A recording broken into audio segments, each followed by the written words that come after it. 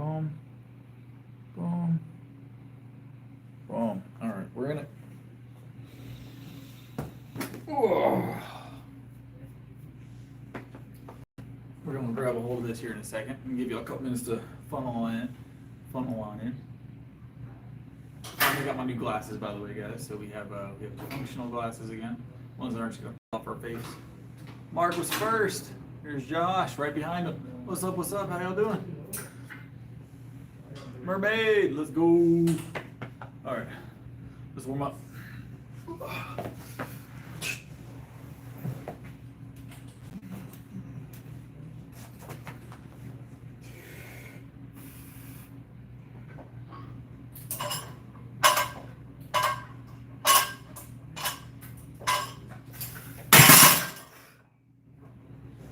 I tried, so guys, I'm trying to time my pre-workout just a little bit more intricately. So I used to be really, really good with my pre-workout timing. I'm not bad with it now, but I have gotten to the point where like I'll be warming up and my pre-workout will be like in full effect, and by the time I'm at my top sets, my singles, my pre-workout has kind of run its course. So I had to adjust my timing a little bit, but I think I got it. I drank the pre-workout in the car, so I don't really need the pre-workout to be full effect for my warm-ups, right? So, but yeah, so we're gonna see how this timing works better. Hopefully it works a lot better.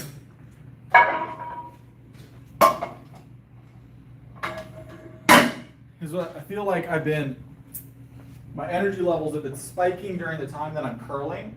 So I feel the best when I'm curling, and that's not normal for me.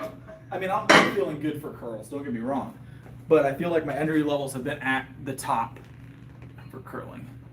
135, I got to 135 pretty quickly. I feel like I don't really remember, I'm gonna be honest. It was pretty quick though. It was pretty quick. A lot of those milestones that we hit, at some point you kind of forget how long they took. I don't even remember honestly when it was I hit 135 or even 225 anymore. So I know that 225 was a big moment for me, and I remember it was only like what 3 years ago that getting to 225 was like a big milestone. So what's up, Rich? Nice, Alex. All right, 225. Let's go ahead and toss this up for a double or a triple. Continue warming up.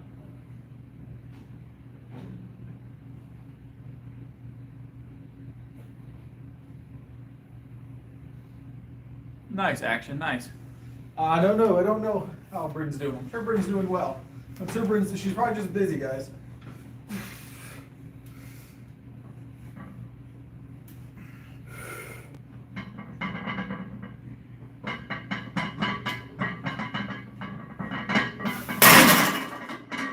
Probably just very busy, I'd imagine. Imagine Bryn's just like doing stuff right now. All right. You gotta realize, I know from a parental perspective, from being a parent, that being a parent can get very busy very quickly. Sometimes you just got stuff you gotta do. You just got stuff you gotta do sometimes. Ooh.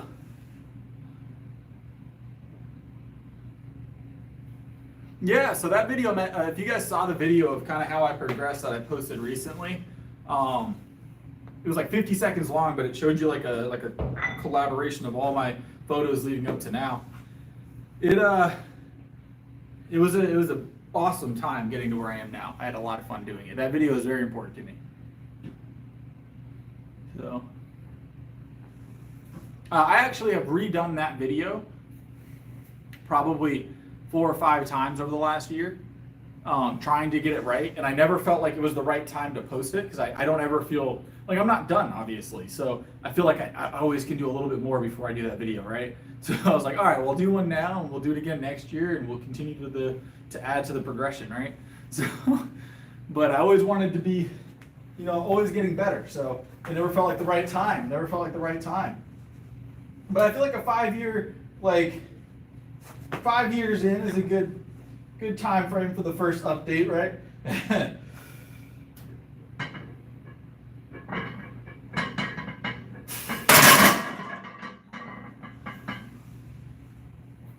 Yeah, it's been a lot of fun progressing over those years too. I've really enjoyed it. I really enjoyed it. So.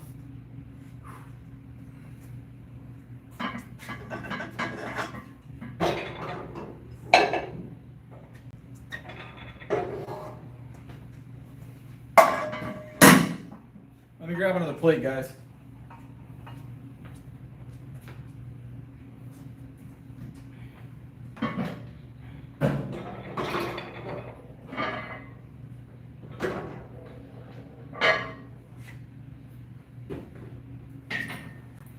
All right, got us a plate.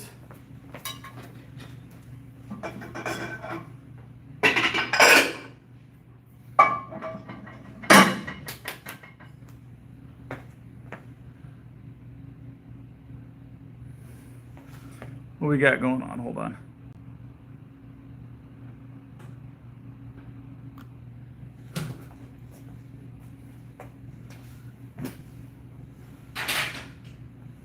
The milk's here. Got the milk right here.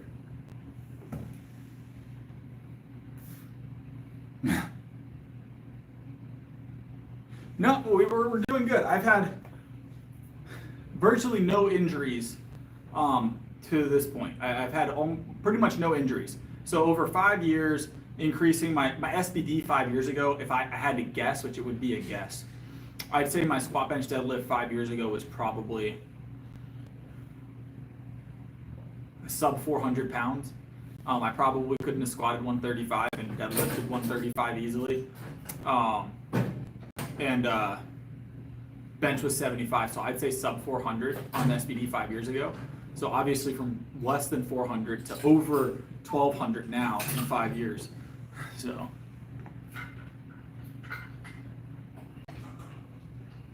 All right, let's grab this bar. We got 315, our last warm-up rep for the night. So, you know, that's something I've never done. I've never done the raw eggs. I don't plan on it either.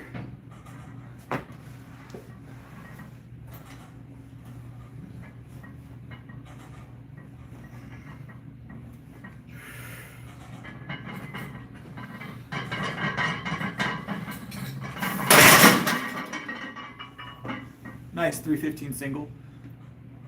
I don't plan on doing raw eggs at any point. I know people that drink the egg white containers. Have you guys seen the egg white containers? I know a couple of guys that'll just pop those open and drink those. It's a ton of egg whites, ton of protein. Texture, I think, the consistency is really what's going to get you. It's going to be kind of snotty, but it shouldn't taste too terrible. Not for me though. I prefer my eggs cooked.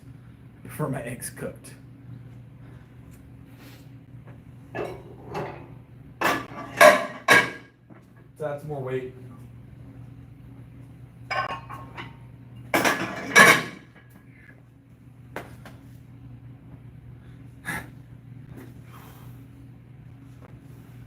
Oh, so a little bit of something I bumped into, guys. So obviously we put on about 15 pounds over the last couple months as part of the bulking process, obviously.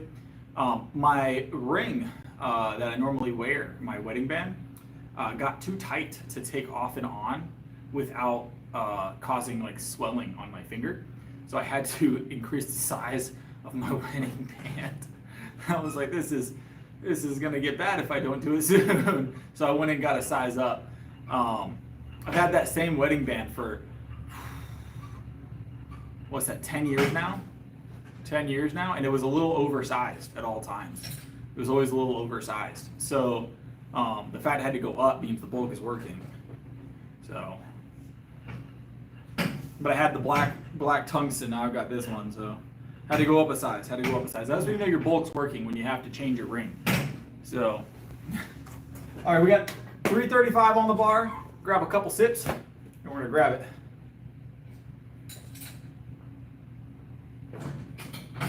Whoa. All right, let's go. 335.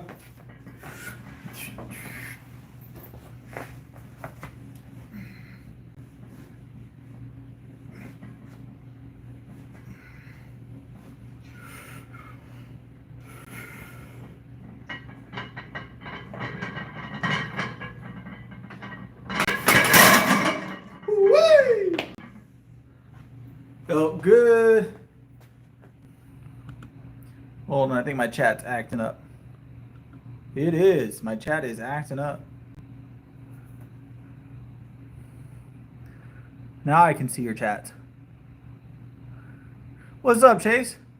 There we go. I can see everybody's chats now.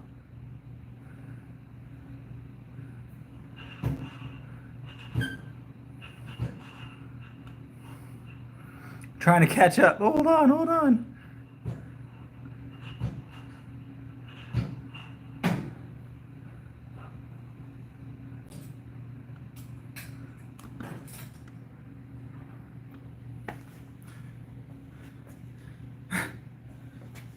All right, I caught up with all the chats. For some reason, my chat was delayed. It wasn't showing me your chats. Why are your muscles not recovering after 3 minutes of rest? That's going to be completely dependent on you. Is your sleep right? Is your other things surrounding your workouts correctly? Is your food right? Is your hydration right? And sometimes people need more than 3 minutes. It just really depends on how well conditioned you are. Sometimes it's not an outside factor necessarily. It's just a biology thing. Some people take a little longer.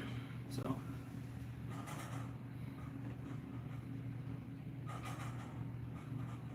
225 is a milestone. That is what they use to test athletes in the NFL, yes. Part of the combine. Yeah, it could be a hydration issue. It could be a low blood sugar issue. There's a lot of things that could cause that. There's no one answer to that question. Recovery times are very much individualized. The 3 minute rule is very generic. It doesn't work for everybody. Some people need longer. Some people need a slightly shorter rest time, and it's more efficient for them. Some people feel like they're going cold in 3 minutes. Some people feel like it's just not enough rest. It just really, really depends. It varies person to person, pretty wildly as well. I've seen people that thrive on a 5 minute rest, people that thrive on a 60-second rest. So.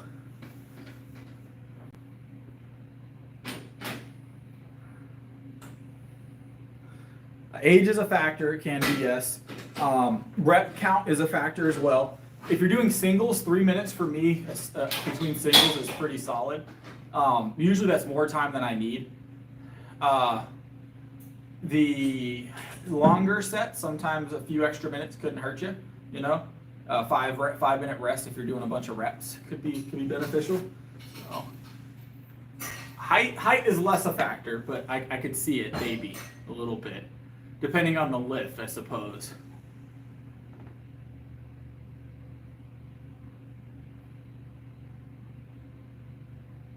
I appreciate the likes. I do.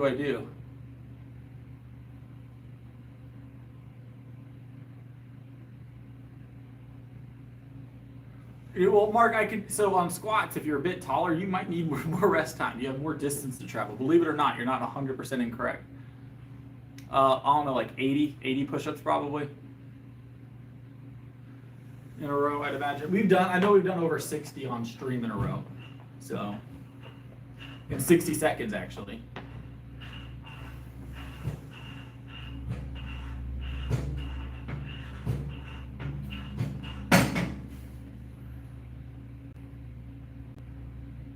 All right, we're gonna go ahead and grab this. We've got 340 pounds on the bar now, guys. We're gonna hit this first single, and then we'll come back and chat a little bit more. Length of arms. Yeah, so everything factors in, yes. Biology matters, all right? Biology matters. Your physiology matters, I guess. Like, length of arm, distance traveled with a bar can make a difference, sure. You're spending more energy, need more rest time, I suppose. It's gonna be a very minor difference in rest time, though.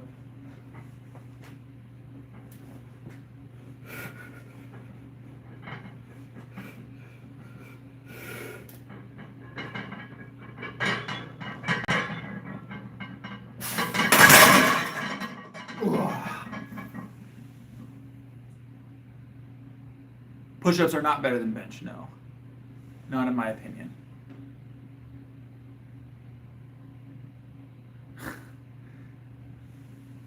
All right, 340 moving smooth, guys.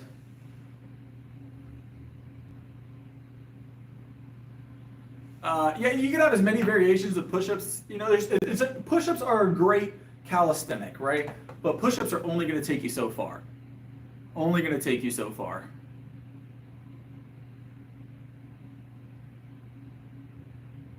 Oh, did you? I appreciate it. That's awesome. That's awesome. I'm glad. Yeah, I worked really hard getting the merch all set up. Believe it or not, it's a lot harder than it looks.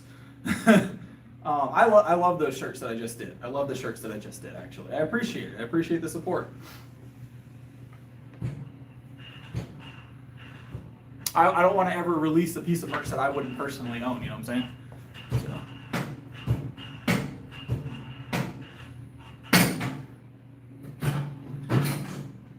Is it possible to build strength if you're not eating enough protein and calories? No, not really. So it's the, how do I say this?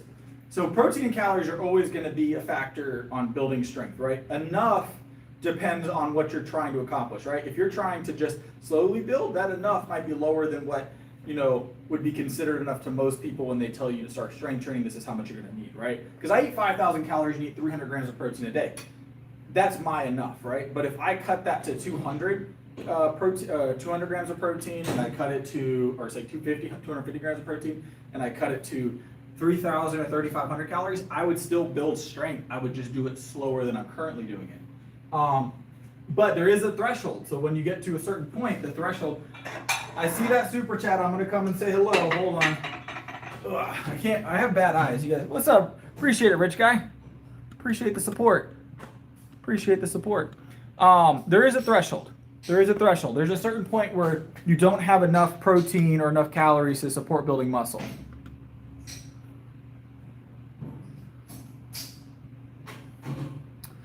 Functional strength comes from weightlifting as well.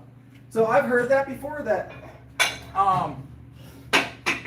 what am I doing? How much weight are we doing? Let me get back to this and then we'll get back to that. Put a 10 back on, and another 10 back on. Let me focus up, guys, because my brain only does so many things at once, all right? Pre-workouts in full effect. 315, 25, 35, 45, 55. 55.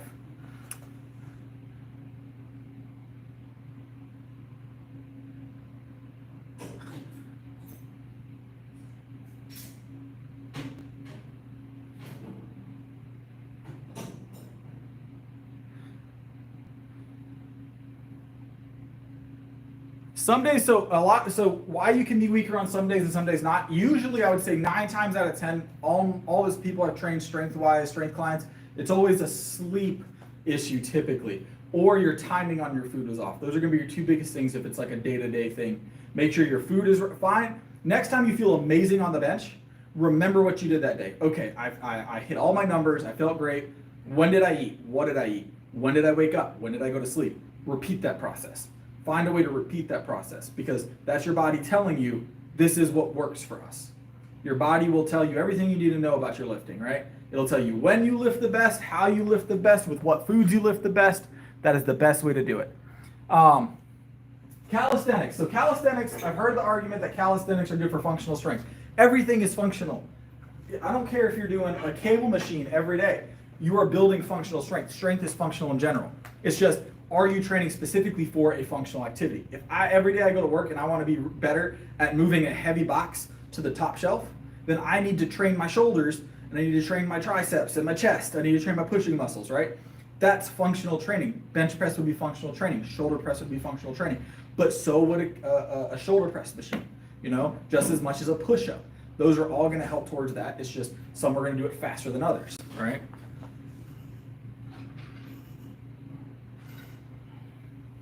I bench every day.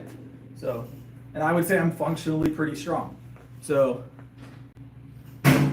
calf raises are fun. They always hurt. never a set of calf raises that don't leave you a bit sore if you're doing them right. So I squat very often, like 3 times a week.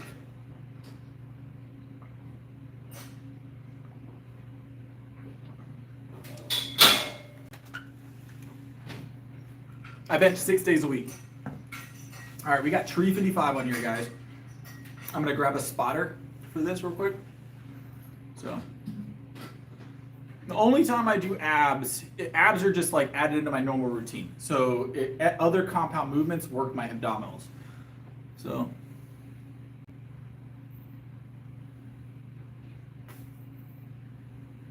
I love everyday bench. It's my gig. The only day I take off is Sundays. Good now. Oh, you mind spot real quick? Yeah. 355. It should move pretty smooth. I know this is your warm-up weight and all, but some of us are still trying to get up over the 400 range. We don't rep it for warm-ups, you know. This bench is actually 650 kilo. All right, I'll let you know.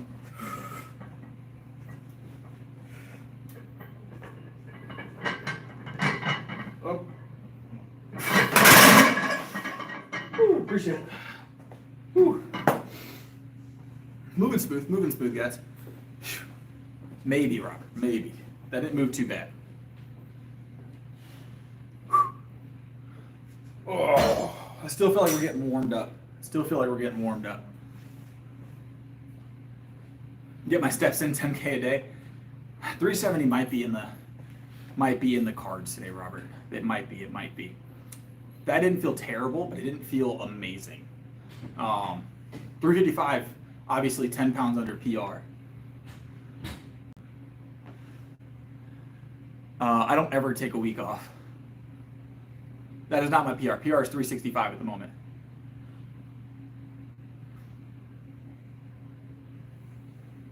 Yeah, it's 355, right? Yeah. 370. Just add 5 pounds to it. You feel like you might hit 370, add 5 pounds. That means you'll get it, right?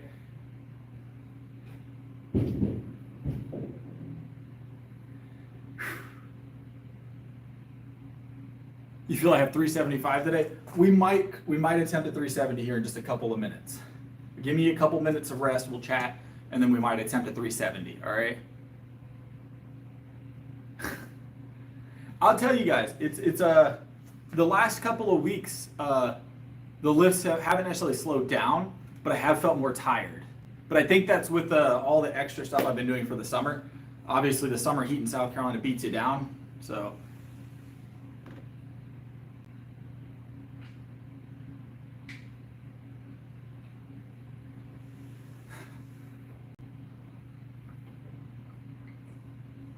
All right. But I think that's the heaviest we've gone this over the past like 3 or 4 days, or 3 or 4 workouts. This is a 355 though. So you're rooting for me? I appreciate it. All right. Me and one other person currently in the gym. Yeah. All right, let's rack it up. We're at least gonna attempt 370 today.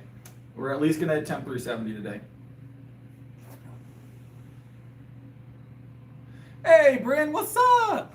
My weekend was great. How was yours, Bryn? All right. So to get to 75, we got 55. This would be 360. We need 370, right? 370. What am I doing? All right. So 370. I'm about to add 10 extra pounds, or 10 pounds. Need to add. Not that much. All right, that was 355, 360, 365, and then some 2.5s will make 370. We'll make 370.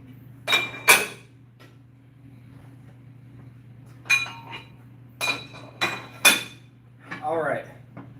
So this is we did this PR attempt last week. We'll see how it goes. I feel good about it. I always feel good about it. PRs are my favorite time.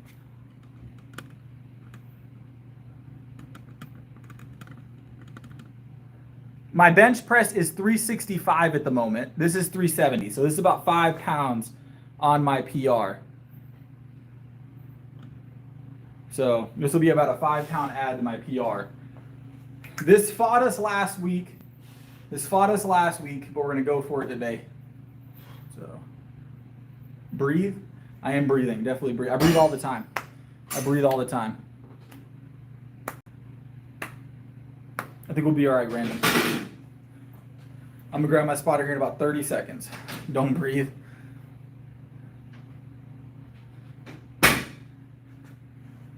Yeah, I had to adjust the here. I'll get you a little bit of a 1 second. There we go. Is that angle better?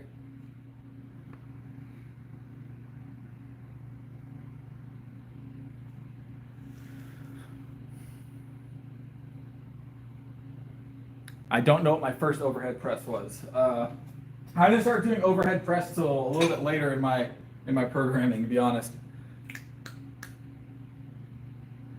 But it was probably, I was probably 20 in my my mid 20s. Obviously, I didn't start working out until I was 25. All right, let me grab a spotter. We're gonna go ahead and grab this. See how it goes.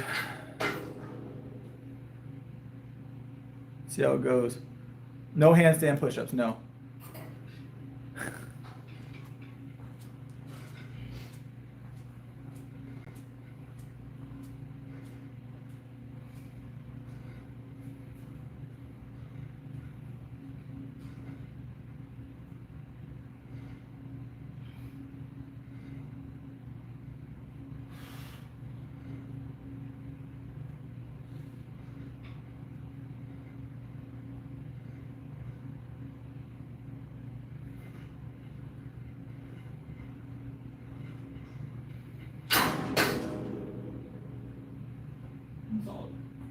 Said what's all the downside. You mind stopping real quick? I like how you did that squat pulling down after the you got attacked, so I'm going cross chest. So yeah.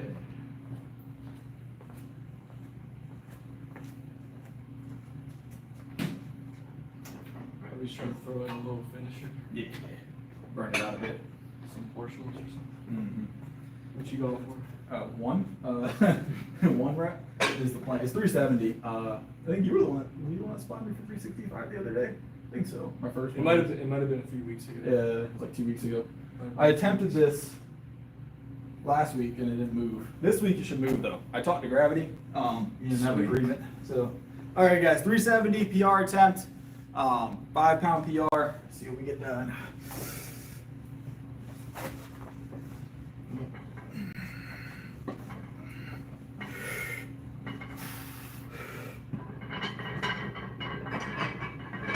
Come on!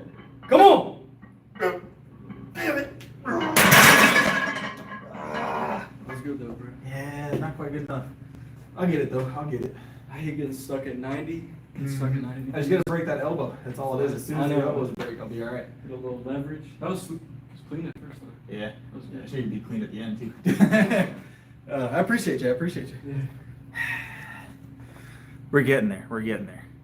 That's his curl weight, so he wasn't worried about it.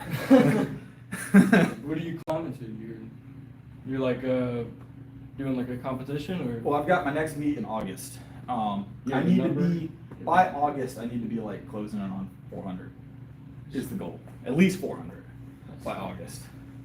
So you're just putting on some mass for it? Yeah, I've got another 20 pounds to put on over the next few months. Is there like a cap? You hit like a cap in weight? Kind of. So I'm just gonna weight class up to till I hit about 205, and I'm gonna stay in that weight class for a while. But I got tired of weight classing like every other time, just arduous to cut bulk. So I'm just gonna bulk up and just stay at that weight for a while. You got it. Yeah.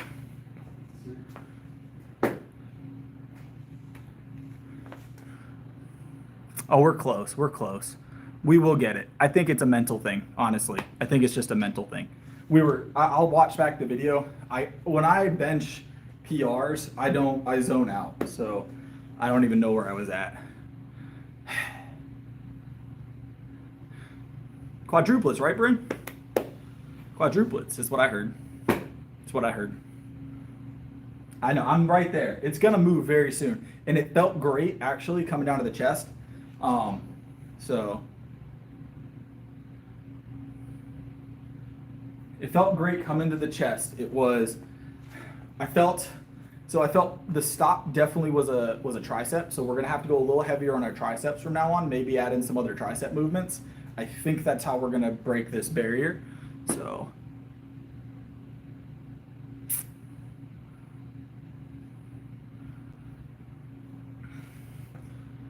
I don't know if Bryn's actually going to tell us. She said she knows, and then she left us in the dark. Bryn's like got us on a cliffhanger right now. I don't think 20 by 10 for 225 is going to be what does it for me, I'm going to be honest. Nice, nice. Congrats, Bryn. Congrats. I might do some close grip bench. So let's peel it back a little bit, guys. I don't think we're gonna go for a second attempt at 370 tonight. But I did like that attempt. I felt good about that attempt. I don't feel amazing about that attempt, but I feel good about it. Obviously, the only way to feel amazing about it is if we didn't fail. I'm a failure, all right? Terrible, terrible, the worst. Why am I using this? I'm just playing.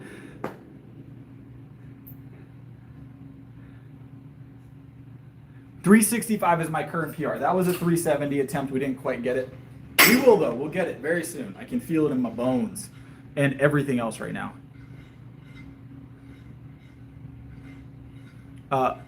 Primarily dairy. Primarily dairy. All mine are boys. All three of my chitlins are boys. So. At the other gym I work out at, Robert has chains, and we've been using them off and on. I'm probably going to implement that to help get past it.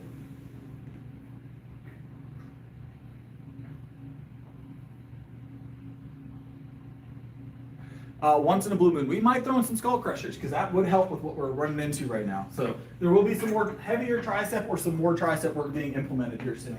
Because I think that's where our stall is. All right, let me grab this back down to a little work weight, just something easy, 335. We're gonna grab this for might do some singles. We'll do like 3 singles with this tonight, I guess. Just keep it light.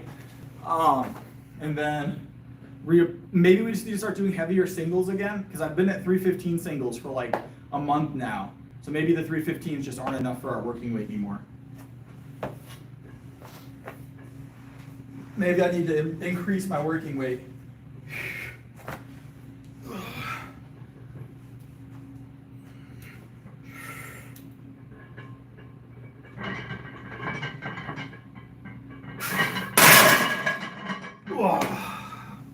Little 335 pause. I think we're gonna do 3 of those tonight.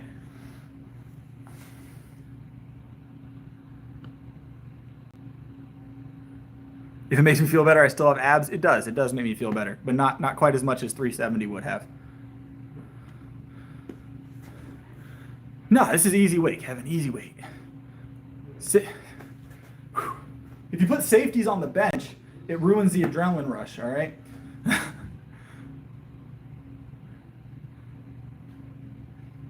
Don't spam, Maddox.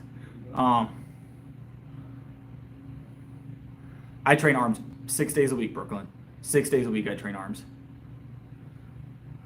Overhead press is on the agenda today. So, all right, let's grab another 335. Quick little pause. Gotta get the power gut going, right? So I'll tell you, one of the things I was told really early on, which actually obviously wasn't the best actual advice, but he was more joking. I was told that beer is your best pre-workout carbohydrate.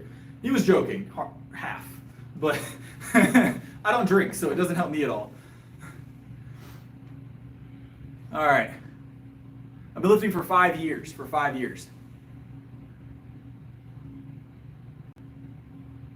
I will take a look in a little while, Bryn. I definitely will. I think in my Discord, I'm gonna put some family photos up here soon. I haven't put any. I don't think you guys have ever seen a photo of any of my family. I might put one up in the Discord tonight. I gotta find one that the wife approves of first.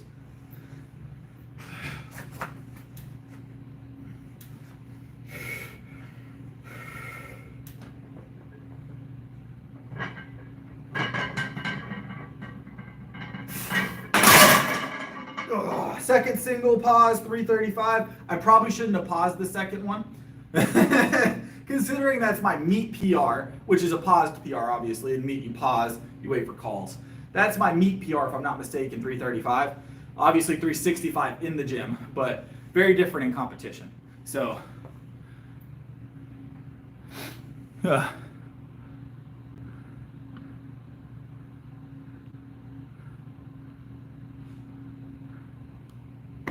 powerlifting meet. So in powerlifting meets, you have to pause the bar at your chest and wait for an up call. So the bar's a little different, but not significantly. The main difference in the powerlifting meets that you have to prepare for, right, is the call outs, right? So in a standard gym, you touch chest, you move the bar, you rack it, right? You have that momentum. Momentum makes a huge difference, right? In a meet, right, you de-rack, you walk it out, right? You wait for a start command. Some don't have a start command, but in the one I compete, we have a start command. Start command, you come to chest, right? They're waiting for that bar to stabilize. If it's moving, you're not getting a press command. You have to stay at your chest until they say press.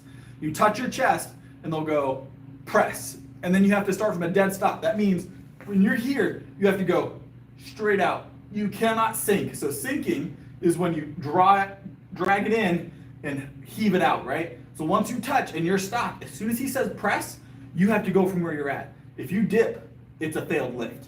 So a lot of people will come to chest and they'll dip and wait for the press command rather than staying here. I like to stay here because I can stabilize really quickly. But some people will sink it into their chest and then use that to let them heave because they're not technically sinking. So.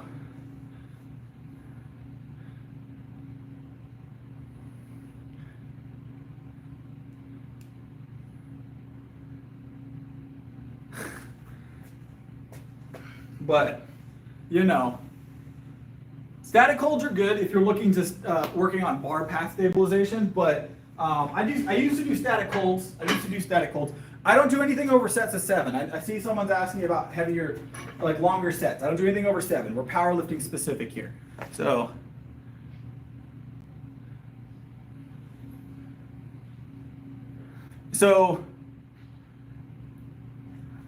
Give you an idea. If your bench, whatever your bench is in the gym, shave 20 pounds off of it, that's what your meet bench is approximately going to be. Generally, 20 pounds less than your gym bench. So if you're benching 300, 280 would be about the top end in meet. That's about typical. Have a good night, bro. Have a good one. I do like the hammer strength machines. I've worked with a lot of hammer strength stuff. Here, let me grab this, one more rep on this, and then we'll talk some more. Still 335.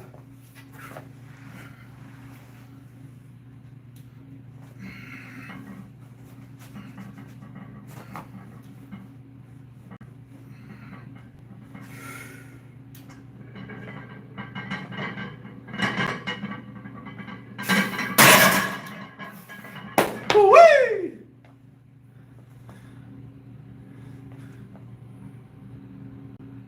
I've been going heavy for 5 years. For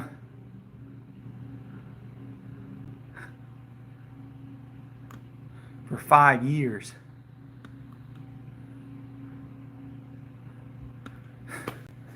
Yeah, let's go. All right, that was 335 for 3 singles, 2 of them being pauses. Let's drop it down to 315, grab a couple of reps, and then we'll be done with the bench for the night.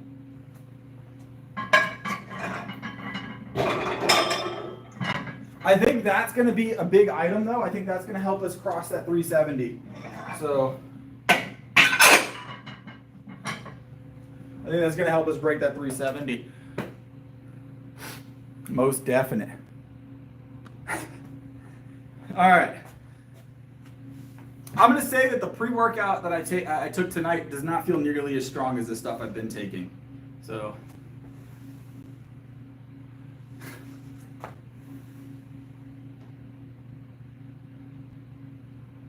We do have the option of an incline-decline, kind of. Mostly an incline. I could incline if I want to. I don't really care for incline.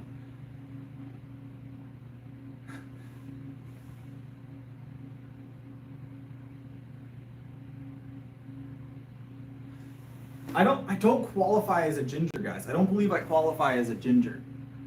What's up, Michael? I've never heard anybody address gloves in competition, but no, I would say no. No, gloves are not an item in comp. I've never actually had someone ask that during the little lifter meets that they do. People have asked about certain wraps and stuff, but no one's ever asked about gloves.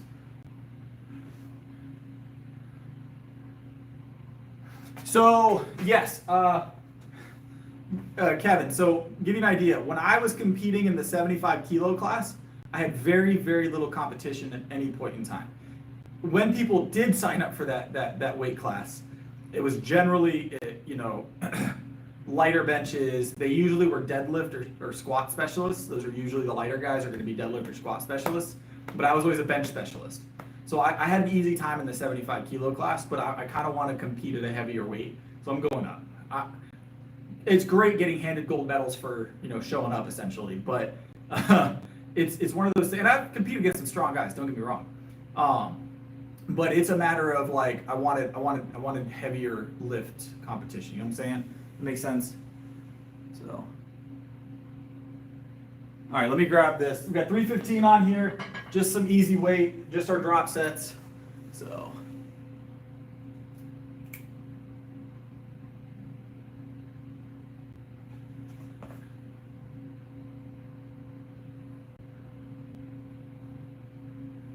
'30s? How do you mean, Robert? How do you mean? All right, let me grab this real quick.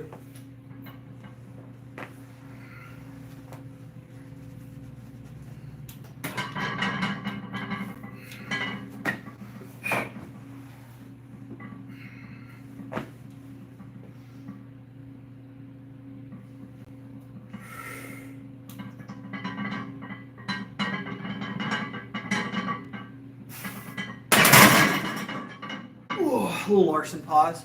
A little Larson pause for the giggles. Oh yeah, I'm 30 years old. So it depends. If you take care of yourself, you can lift and progress well into your 50s and 60s. I know power lifters in their 60s, 70s, and even 80s. I think I've seen one over 90. I've seen one over 90. So, and they were competing.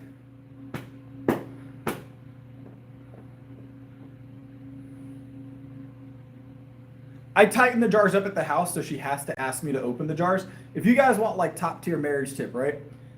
Your wife has to come and ask you to help her if you tighten all the jars in the house at night. That way in the morning, she has to come and ask for your help, and then you can act like you're doing such a great thing. All right? Big brain, big brain. Big brain work.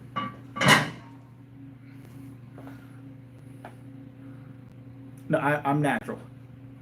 I'm natural.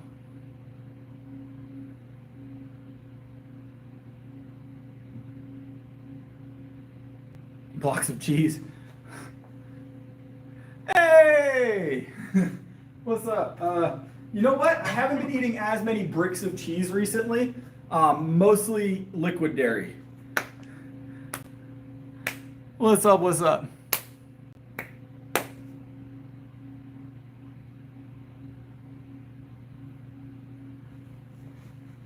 I'm going up to 205, Robert. That's my plan, going up to 205.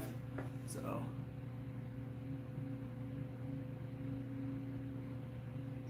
I don't like soy protein as a main protein source. If you're getting it as as a supplemental source, I guess, but I wouldn't even use it supplementally. I don't take any soy. I don't consume any soy. My diet is 100% front to back soy free. So, 0 soy in my diet. No soy sauce, no soy oils, no soybean oil, no soy lichen, which is like that stuff that's usually in like a protein powder to help stop from binding and mixing. So, but no soy. I don't consume any soy.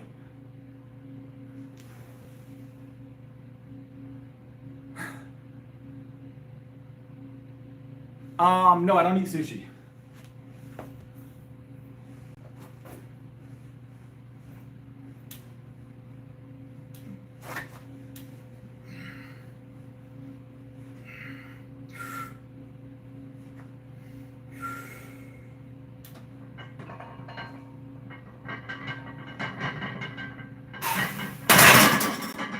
We're gonna get one more rep at 315, guys.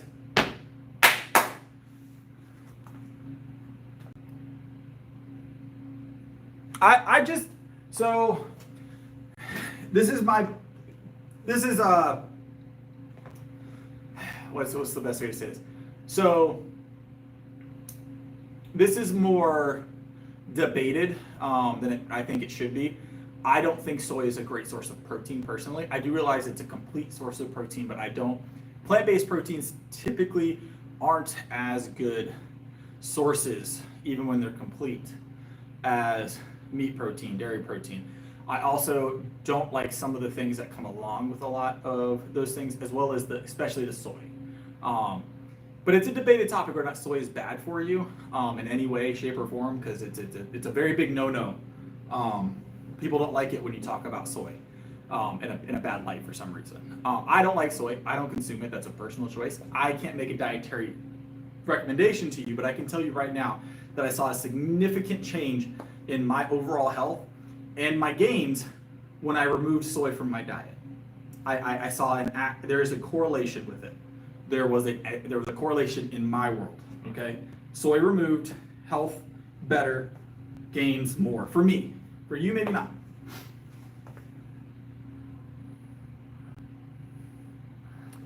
People get very upset when you talk bad about soy. People feel very strongly about soy.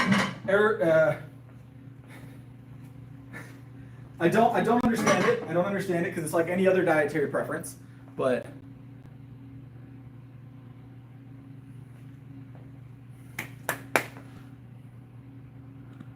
what's up, Mason?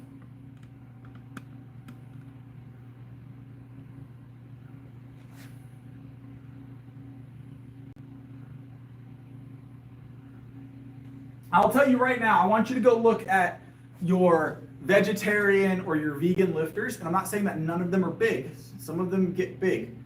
And I want you to look at their go look at power lifters across history, go look at strongmen across history, look at bodybuilders across history, and tell me how many of the very top of the pack, and how many even in the best competitors, like the top 100, were consuming a large amount of soy protein.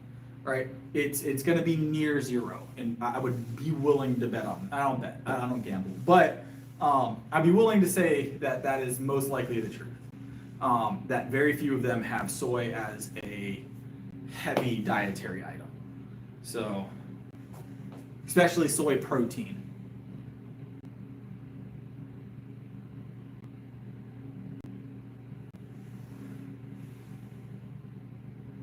I do like avocado from time to time. I am natural, yes. All right, we got one more rep at 315, guys. I'm going to do a pause, I guess. We'll do a pause. So, that being said, guys, I don't eat avocado either. I don't eat any vegetables other than potatoes and onions. And that's usually, onions are usually an additive to my other meals, like into soups and stuff. And then potatoes are just like air fried typically or mashed. But I don't eat any green veg. I don't eat any green veg. I haven't had green veg in like 2 years.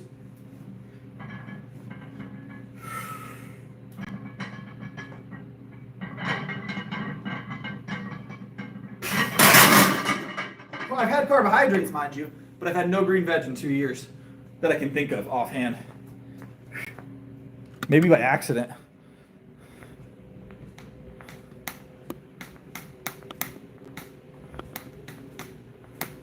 All right, we're to curl, guys. We're gonna do cables tonight. That was 315 pounds, whatever that ends up being.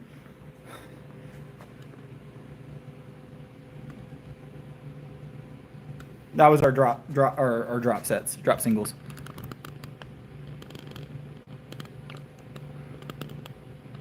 Stuck at no, so I'm definitely not stuck at 180. I put 15 pounds on.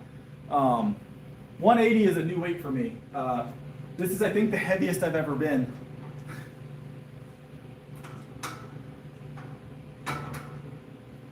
So,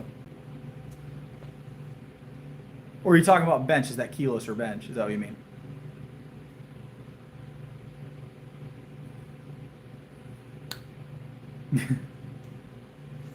All right, let's see. But guys, I don't eat soy. I don't eat soy. I don't eat sweets. I don't eat candy. No sugar. No added sugars. Really, very very minimal at least. No candy. No sweet baked goods. No sweet tea. No sodas. No fruit juice. No pies. No cakes. No cookies. No deep fried foods. No vegetable oils. No margarine. None of that's in my diet. It's been almost 5 years of those changes. And I have no cheat days. I do have caffeine, yes. With my bare hands, no. 365 is my current bench. All right, let me grab our bar. Let me grab our bar on that note. I'll be right back. No artificial colors, no artificial sweeteners, no artificial flavors.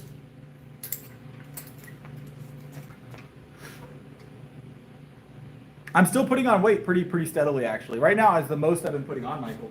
I put on 5 pounds in like 2 weeks.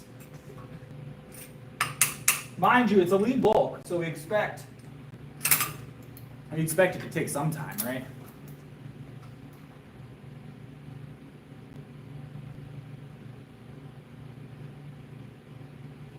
All right, we're gonna start our curls. We got 305, 139 kilos, what it says. You guys know how machines work. I didn't secure that very well, obviously. There we go. All right, let's get warmed up.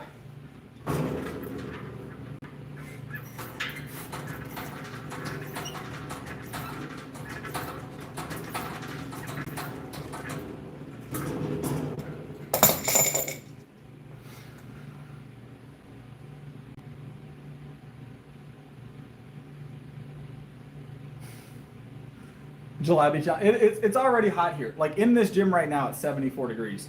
Like that's air conditioned. Multiply by 3.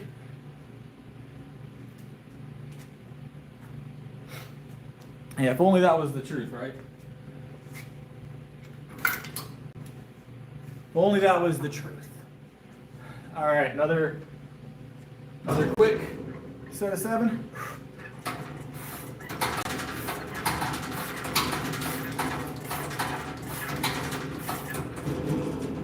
Woo-wee!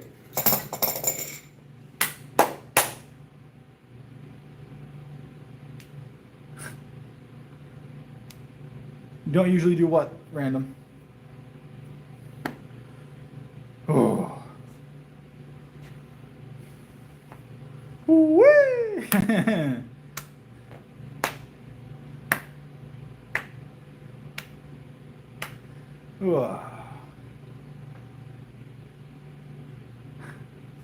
All right.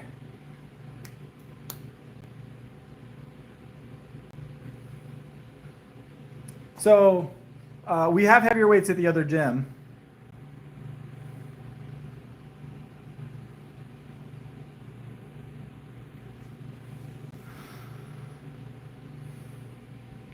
Not familiar, Darren, no. We do have heavier weights at the other gym. I was going to go there tonight. We were going to go to the other gym tonight.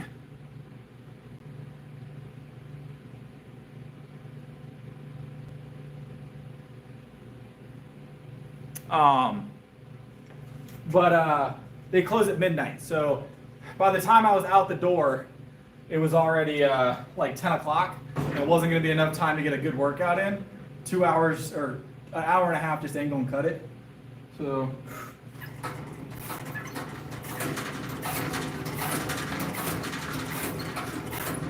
whee! Let's go. Freedom units. Always using the freedom units. All right, we're gonna do dumbbell shoulders tonight, guys. We're gonna do dumbbell shoulders tonight. Where's my other? There's a bench missing. There it is. I think I'm gonna. I guess maybe we can use this one, right? I am, Michael. I started getting the flooring together and everything already. Really, I would say within the next month or so, I'll probably start putting out the videos of me cleaning the garage out. I should take a picture of how bad that garage is. It's full of junk. There's so much junk in the garage, just piled up. Just piled up. That's going to be the most difficult part, is cleaning that garage out, because it's basically storage at the moment.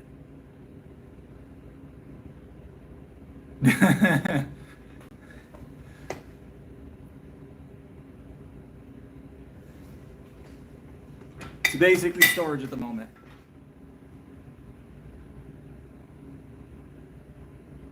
What's up, Jack? Yeah, right now that garage is full of boxes, old tools, equipment. I've got a couple of like an old air conditioner sitting in there. I do have an attic. The attic is also full. I store a lot of things. All right, let's grab the 55s, get the shoulders moving, guys. Nothing super heavy yet. 55, let's go. Yep. Just get them warmed up with some 55s. Are you talking about the ones you posted, Mark?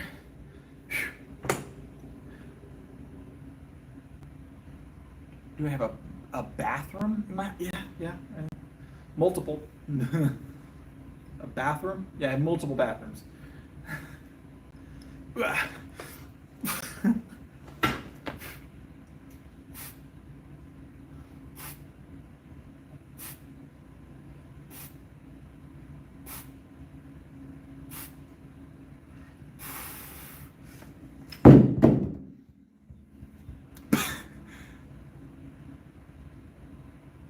It was an interesting question. I've never been asked that one.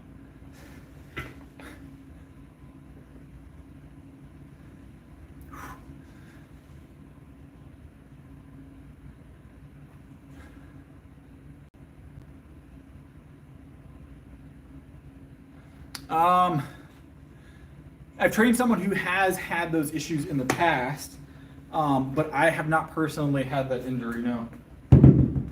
I've trained a lot of very interesting clientele as far as injuries and things that we're recovering from. So I'm not worried about the janitor. I'm gonna be all right. The janitor can show up anytime he wants. I can outbench Anatoly. We've discussed this. He's got me on the squat. He probably got me in the deadlift. I don't know what his conventional is, but he's got me on the deadlift, at least if we're sumoing. So, but I've got him on the bench. I've got Anatoly on the bench every day of the week. So, all right, we're gonna grab the 70s next. Throw those overhead. So, and really, when you think about it, that's all that matters, that I've got him on the bench, right?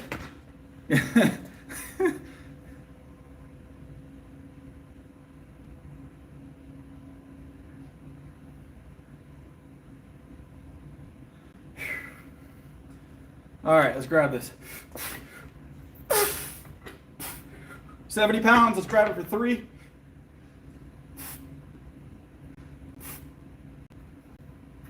We got 7.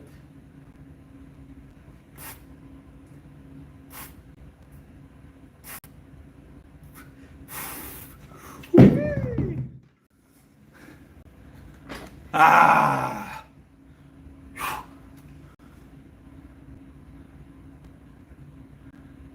I'm going to air condition the garage, actually. I'm going to be air conditioning the garage.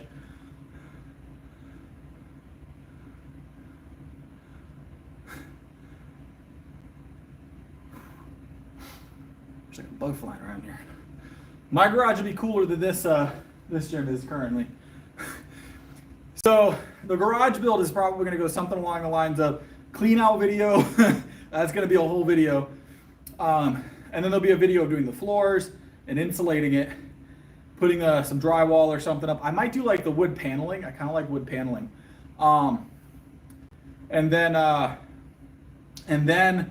we'll be installing air conditioning. I don't know. Probably not going to plumb it. I'll be close enough to my door, to my house, to walk inside and wash my hands. So we're going to air condition it and heat it for the winter. But it'll be like a space heater. I have like a space heater I'm put in there. But it'll be in window AC unit. So I'm going to install a window probably in the garage. Might just cut a hole for the AC, to be honest.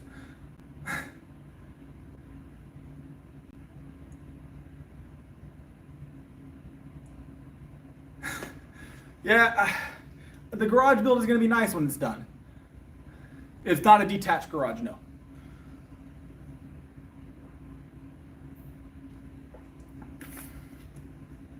I'm doing it in a way that I don't have to do any electrical work, all right?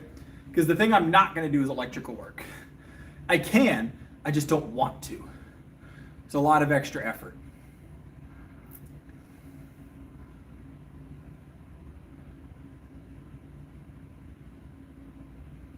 Oh, I'll be loud. I'll be fine. I've got 3 children. I got 3 children. 2 of them are toddlers. My house is always loud. There's not a not a loud day. There's not a day where my house is quiet, okay? Even when everybody's asleep, there's just an echo of loud that just permeates. So, we're gonna grab 95s, guys, and we're gonna grab those for like a double maybe. I've definitely been on the receiving end of a couple of electrical shocks in my lifetime. So our summers average out. We usually average in the 90s here in South Carolina and like 100% humidity all summer. Usually by October, we're getting down into the high 80s, low 90s. So it starts to cool off. Start getting those winter temperatures down into the 79, 78 range. By November, we're usually in the 60s. So we stay at like 95 to 103 for basically 3 months a year. I say the heat is worse here than it was when I was in Texas. So my day's going great. How's yours? So the heat is worse here in South Carolina than it ever was in Texas for me because of the humidity. The humidity, I don't care what you say. Everybody's like, it doesn't make it makes a difference. Humidity makes a difference. Dry heat and humid heat, 2 very different things.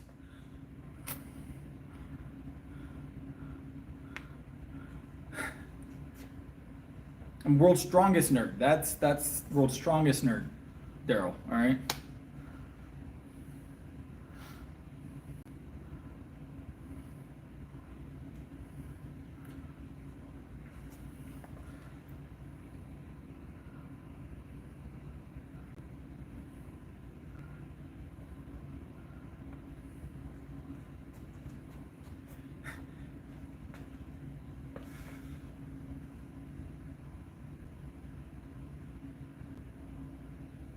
You're still curling? It's a lot of curls, man.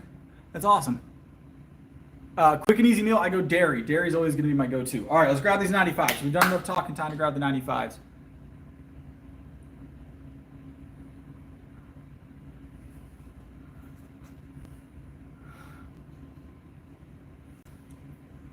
I imagine the first person to eat gator probably found one already deceased.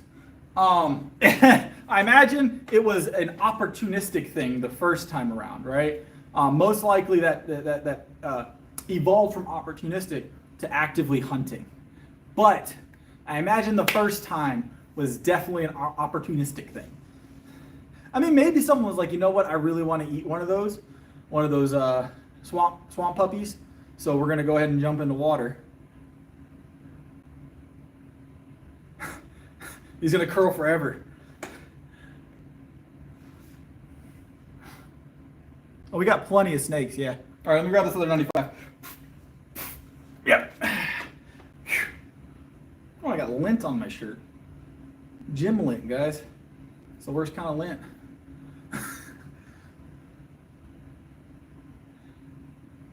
All right. Oh, yeah, we got plenty of snakes out here.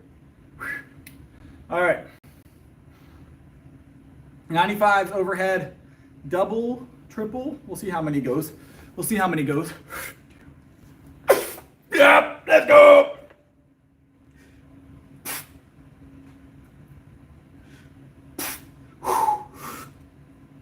Yep. Woo-wee. Yep. Woo-wee. Let's go. Ah, felt good.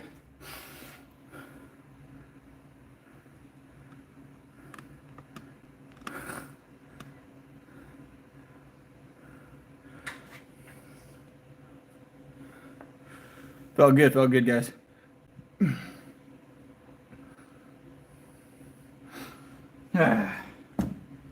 Felt good. Well, good thing I'm not at Planet Fitness.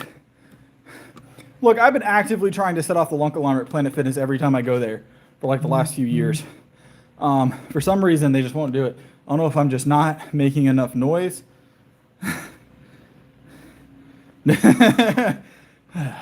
I think you may be the first one to get the woo-wee shirt. So congrats, I appreciate you. I think you're the first one to get the t-shirt. First one to get the t-shirt. I really like the t-shirt, so. All right, what do we got? We got rows next, guys.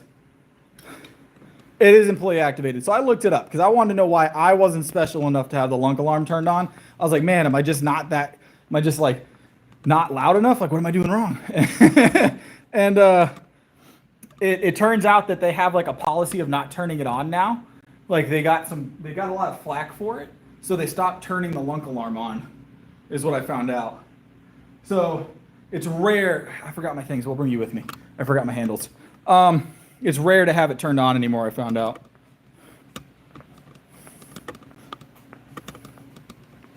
They do serve pizza. It actually is 100% real. I have been there when they were serving pizza. I have been there while they're serving pizza. So if you're, it is 100% legitimately pizza day. I think it was Fridays. It was either Saturdays or Fridays they did pizza. And then I walked in there one Monday and there was bagels. Yeah, they served pizza. It was Little Caesars Hot and Ready's. Little Caesars Hot and Ready pizza. The gym manager was just standing at the front serving the members as they come in. Now for me, that was top tier, obviously, because I was bulking. That was the first time I had ever bulked. It was the first time I ever bulked, so I was eating super dirty. I wasn't as dietarily strict as I am now. But yeah, no, they legitimately serve pizza. I don't know if they still do, but they definitely did. It was legitimate. There's a reason why they're called Pizza Planet. That's not just a meme. That's a legitimate thing.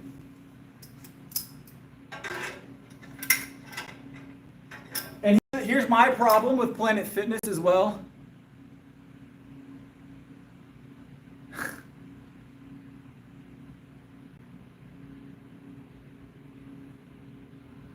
Yeah, I tried to make the colors all very much make the lettering visible. That's why I didn't go with black. I don't even know if I have a black available on the t-shirts because it didn't look that amazing. It didn't look bad, but I'm a fan of the gray. But yeah, so what was I talking about? So there was a thing. Here's my problem with Planet Fitness. They say that they're for everybody, but as soon as you go in there and you lift heavy, it's a problem, right? And it's like, if you're for everybody, be for everybody. Don't just be for the everybody that's going to make you the most money, right? Don't claim that you're the everybody gym and not be for everybody. I'm sorry, that's not how it works. It's not how it works. It's disingenuous. Disingenuous. Mark, Target probably is going to be your goal. That's the best for you.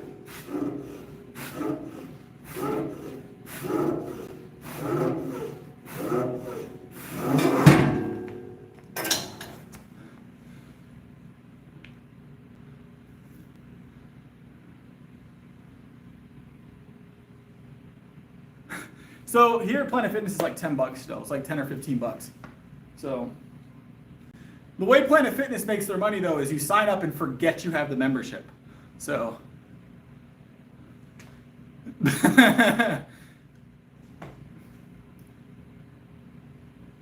yeah, our Planet Fitnesses are really light here. There's not a lot of people going to Planet here.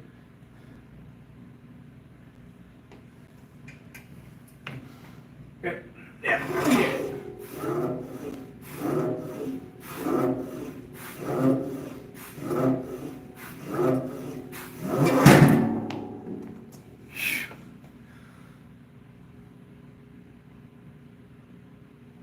So yeah, that's their draw. So Planet Fitnesses need a very large city to thrive. I found out that Planet Fitness isn't doing super well at most locations.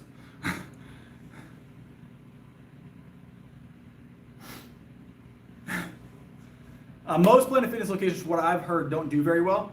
But they kind of try and drive all the other gyms in the area away, is what I believe.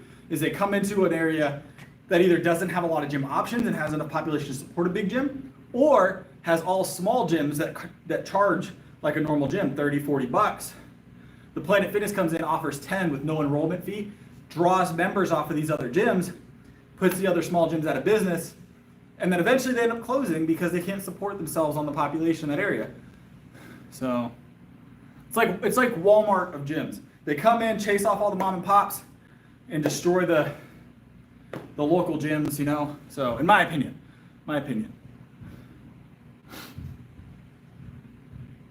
I've definitely waited on a bench in the past.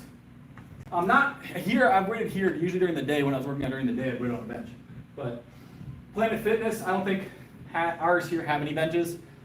We had one that did for a while, and they got rid of it. They got rid of the benches. So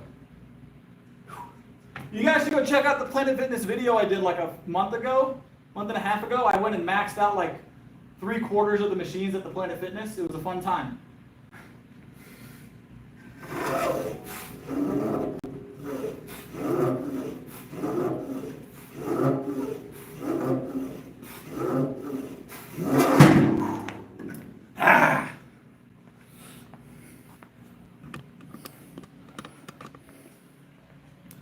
Your anytime is 70 bucks, Mossberg.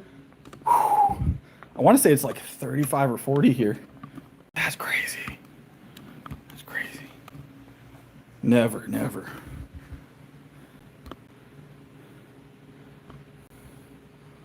No, I don't think we have any $70 gyms here in South Carolina that I'm aware of.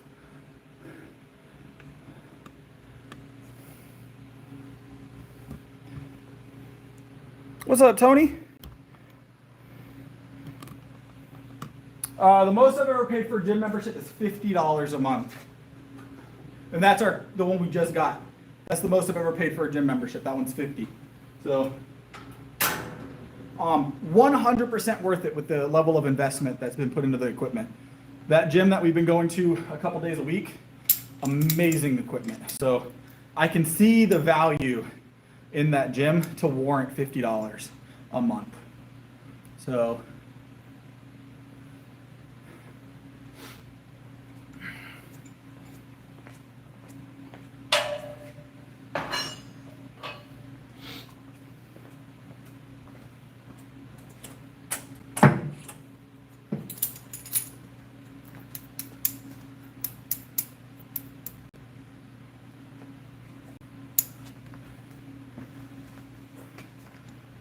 honestly, guys, I think in the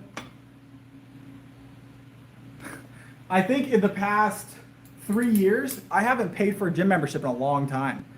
This is the first time I've had to pay for a gym membership, other than maybe I picked up a Planet Fitness to work with some clients for 10 bucks when we were working out across town.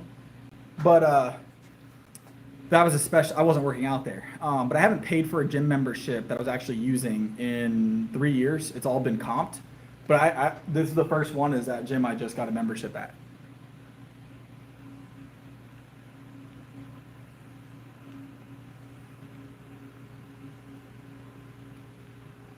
Yeah, when it has the extra stuff, it can be. Most places that have tanning, I will say 9 times out of 10, you get a gym with tanning. If you're building your home gym, you're always going to want to add more. But if you're getting a gym with tanning, 9 times out of 10, people don't use the tanning as much as they think they will. It's a draw, but I will say, I would say almost everybody that said, "Oh, I can't wait to use the tanning beds," never use them. It's kind of like the massage tables and the massage chairs, like the hydro massage stuff. Those always get used once.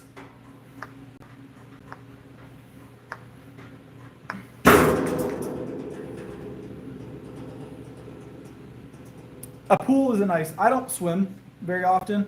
I can swim, I don't. That's too much cardio.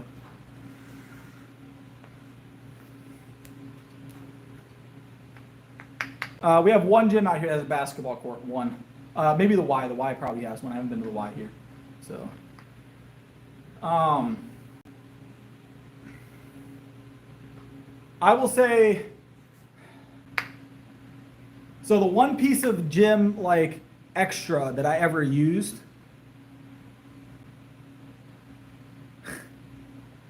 I'm not a fan of cardio, you are correct. The one gym extra item that I used very often was when I was working for a big box, and a big box gym, and they had, obviously my membership was comped because I was a trainer there and a manager at one point. The hydro massage tables, if you guys have never had a hydro massage table, it's like a bed that uses pulses of water to massage your back and your calves and your the back, everything from here all the way down to your heels. Massages all of that, and you can adjust the pressure and the speed. So when I was training at my peak 40 clients before I started tapering back my clientele list, I wouldn't leave that building sometimes for 10 or 15 hours, and I'd have like an hour between clients. I would go catch a nap on the hydro massage bed. Top tier napping space, right? free hydro massage nap.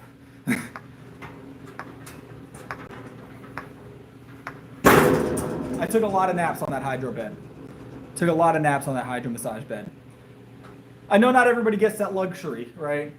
But it was great. It really was.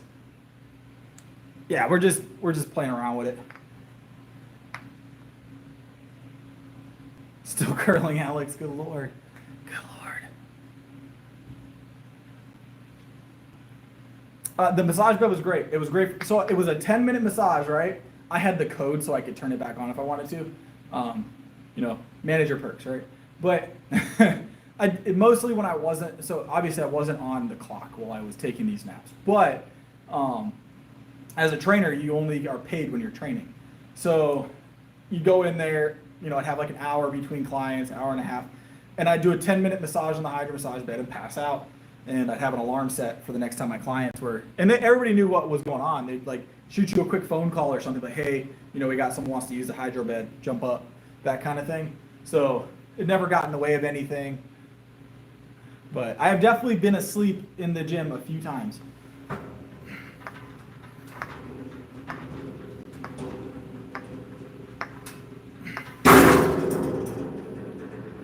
I'm gonna grab one more set here.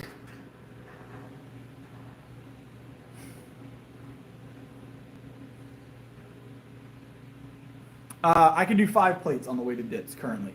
First single. 5 plates, 5 45s, or 20 kilo plates.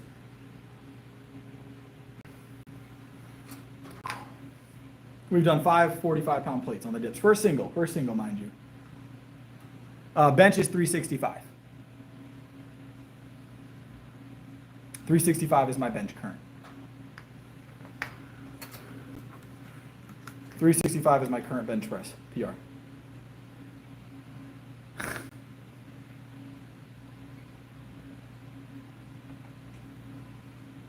$385.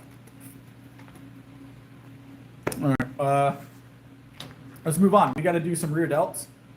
Actually, let's deadlift and then do rear delts. I feel like if we deadlift before rear delts tonight, we'll get a better result out of our deadlift.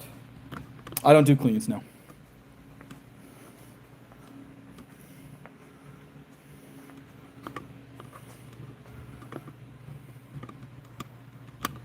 All right, let's see if we can get a good angle here, guys. I'm gonna get our bar out of the rack. I'm a power lifter. So cleans aren't part of my routine. All right, let me get this bar. Wait, what's today? Today's Monday, right? Yeah, today's Monday. All right. We're gonna have to change the angle of this, guys, because for some reason this rack keeps moving. So let's deadlift over here today. All right, so we definitely have deadlifts. Today's Monday. We're gonna deadlift over here because this rack keeps moving and getting in my way. Everything is moved today for some reason. I don't know who decided to scoot everything to very awkward positions in the gym, but they are causing me to have to move things around more than I want to. So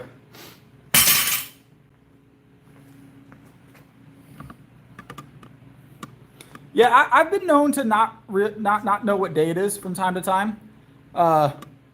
With my line of work, I make my own schedule, and from time to time, I have a couple of days where I just, take off of work. So,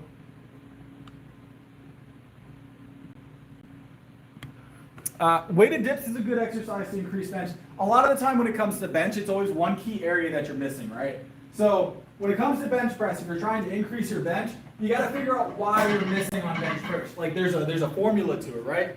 So you got to figure out, am I having issues locking out? Am I having issues off the chest? Or am I slow with the transitional period between, off the chest and the lockout? So in the middle, right? And then you got to figure out what muscle is causing that. So if you're having issues off the chest with the weight, primarily, right, building that momentum, then a lot of the time it can be a back issue actually. So lats would be a target for me because they kind of help get you off the chest like a rubber band would, right?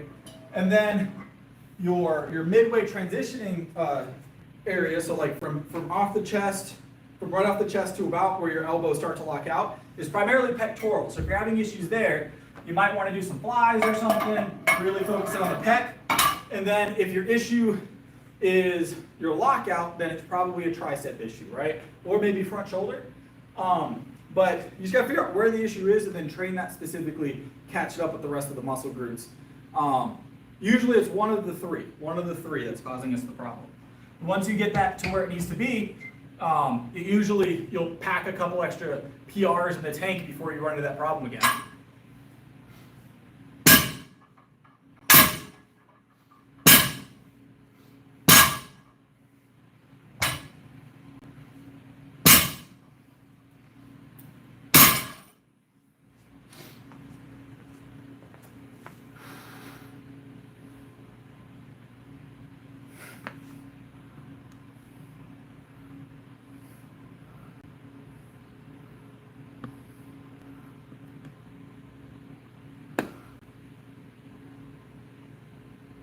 Probably form related. Make sure you're not locking your wrist back. A lot of the time when you get wrist pain in your bench, you're locking your hand back like this. So you grab the bench and you're letting it push back on your wrist, right? And you're putting that weight here.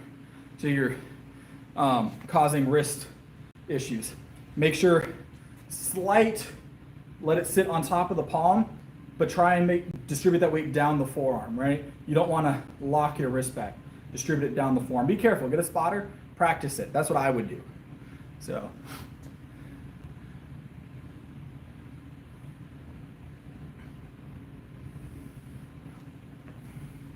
all right, let's add some more weight, guys.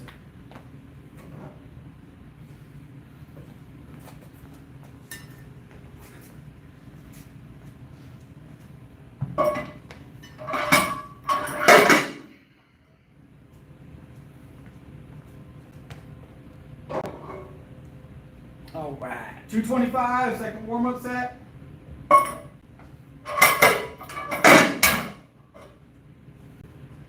Check chat one more time and then we'll grab this 225 real quick.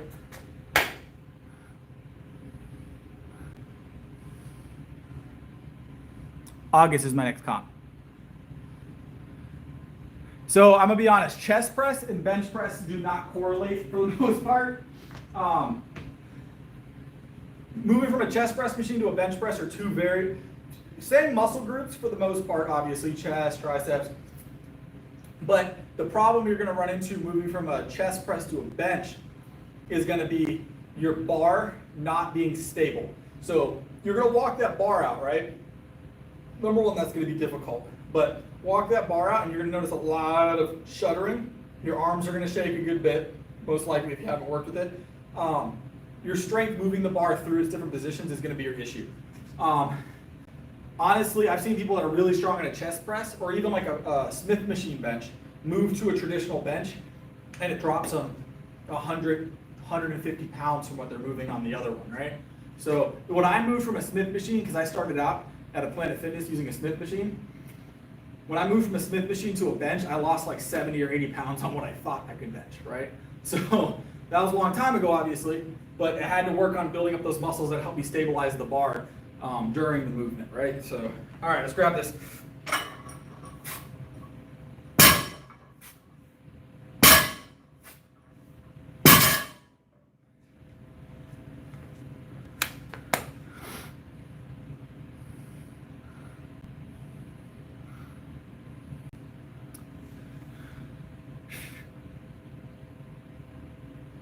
No sharp pinch for me. Depends on where you're getting the pinch on why you're getting it. Sharp pinching is never a good sign on a movement. It might not necessarily mean you're injuring something, but it's a sign that you might. And I would recommend watching that very carefully. It's not something you want to play with. Pinching is no good.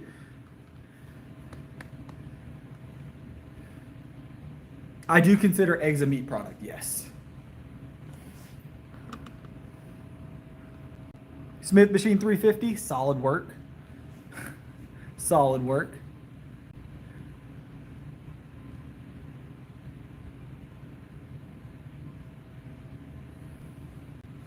I would consider them a meat product. Dairy I think is also considered a meat product. Like milk. I believe milk is considered a meat product.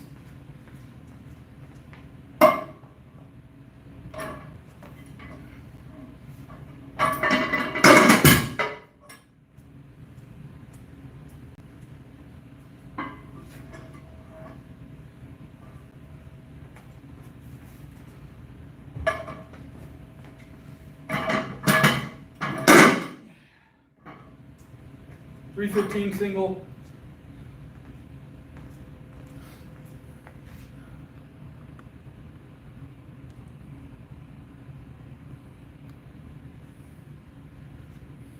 Eggs are a superfood. I mean, it's just great fats, great proteins, omegas, all your goods in an egg. I love eggs. I have chickens. Obviously, I love eggs. So I sometimes eat eggs for 2 different meals a day. I like dairy more, but.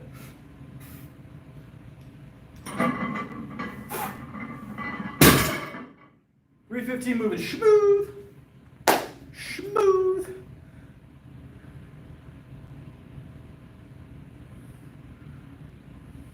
I don't eat chicken nuggets. Don't eat chicken nuggets. I haven't had a chicken nugget in probably 4 years, 5 years. 4 years, probably 4 years. I haven't had a chicken nugget in about 4 years.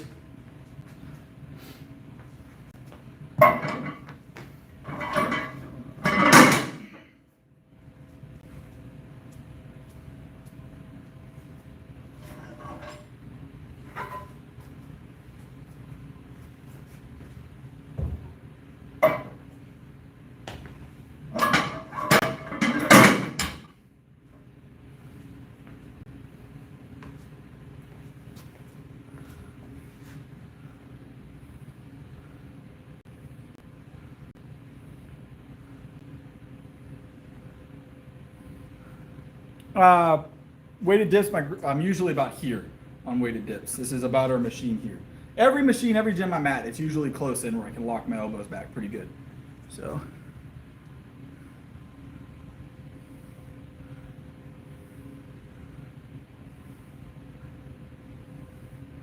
Smith machines. So the problem with Smith machines, in my opinion, 2 issues. You don't work some of the muscles that help stabilize bar path, right? If you watch my bench video on how to improve your bench or proper bench form, those 2 videos, you'll see what I'm talking about. But they're both shorts. If you type in bench on my channel, you should find the 2 shorts that explain how to improve your bench. But you're going to not have good bar path stability, would be the best way to call it, right? I didn't coin that term, but bar path stability. Moving your bar in and out of the rack, down, having it in the right position. Also, the other issue is Smith machines are almost universally lighter than your traditional bench bars. And not a lot of people realize that. Less people know that than you would imagine, right? Like this Smith machine, this Cybex Smith machine is a 15-pound bar. Your average bench bar is 45 pounds, right? So even a light bar for the gym, right? One of the smaller 35-pound bars is still 20 pounds heavier than your average Smith. So people get on the bench and they think, okay, I do X weight on the Smith, I should be able to do close or X weight on the bench. And they rack up like the plates would normally be, right? What they're used to putting on as plates. And then they de-rack it and realize they're now 30 pounds over the PR that they had on the Smith, which their PR on the Smith is already going to be more than they probably can handle on a flat to begin with. So not only are they losing whatever weight they thought they had, in plates, but now they're also 30 pounds heavier. So they're losing 30 more pounds in plates as well. So if you're putting a plate on the Smith machine, right, take 30 pounds off of that. That's where you should be on the bench at PR. And now most of the time you're going to need less. So that's where people get messed up. It's like, oh, I got a 200 pound bench. You have a 170 pound bench, right? Because the Smith difference. And then you probably actually have a 150 pound bench because the muscles that help move the bar around aren't as strong, right? So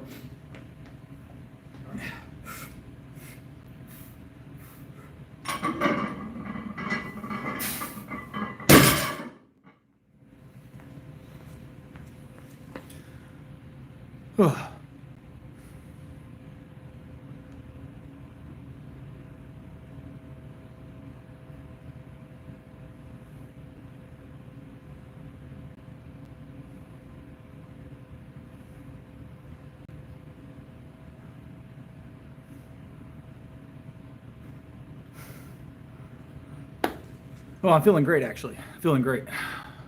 Gonna add some more weight to that.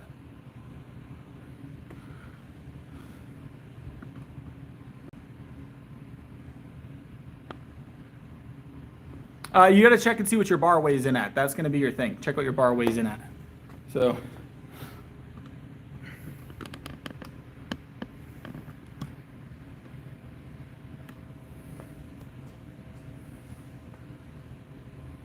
I've never actually taken CMOS. I know a lot of people that swear by CMOS. Not my gig. Appreciate it, Robert.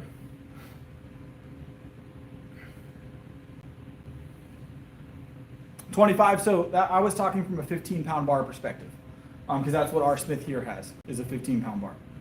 So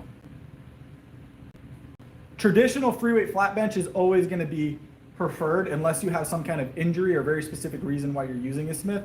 For general strength, for a healthy male or female, you're going to get better functional strength gains on a flat bench.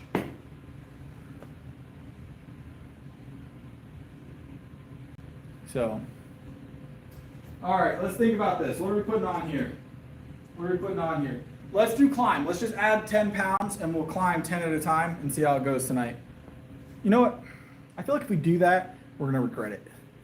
Because we're not going to get as high as we want. Because we know we've got what we did last time. 485 last time. Was it 490 we're going for, or 500 now? I think the PR might be 490 now. It is 490. We have a 490 PR. So we need 495. Let's start adding weight. Let's see how it goes.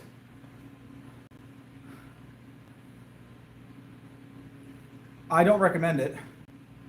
Jump by 25. I'm thinking about it. 25 might be the play. 25 aside, per side, right? Hey, we got a super chat. What's that?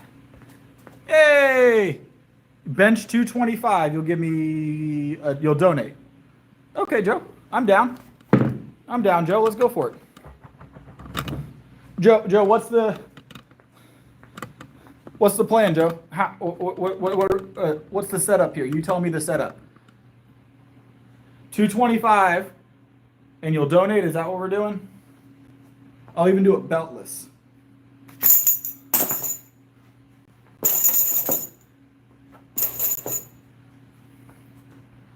I just acknowledged it, yeah. 225 for 3. Anything else? Any other requests on it? Any other requests on the 225? Or just 3 reps? Is that the only rule? I just want to make sure I got it all down.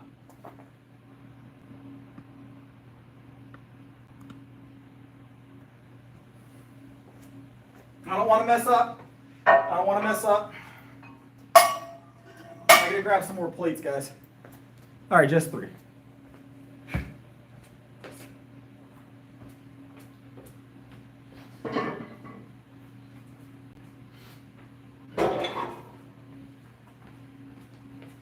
Joe, are you new to the stream? I haven't seen you in here before. Are you new to the stream, Joe?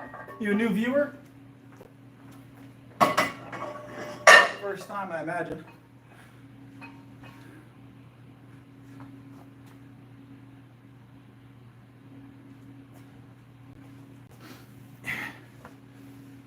All right, 225, Joe. 225. All right, for 3, right? All right, let's go.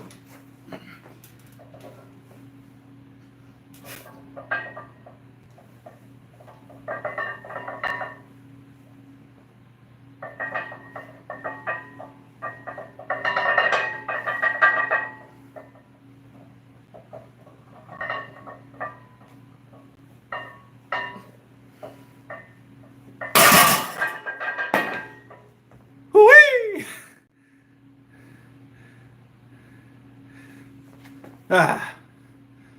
How'd it go?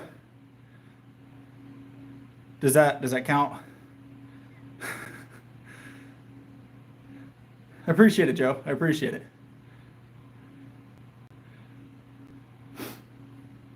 Appreciate it, Joe. Appreciate it. See, Joe's a man of his word. Top tier. Top tier. Joe's a man of his word. Look at that. We got any other bench requests, guys? I'm taking challenges right now on the bench. Yeah, not everybody lives up to their word. Not everybody lives up to their word. Joe did. I had a feeling Joe would, though. Joe's a strong name, all right?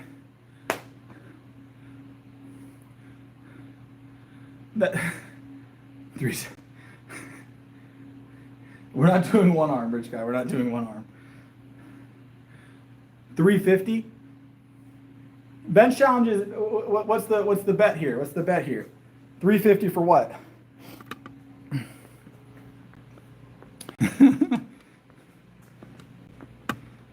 I'm gonna move back to deadlifts while I wait for you guys to decide if you want to challenge me.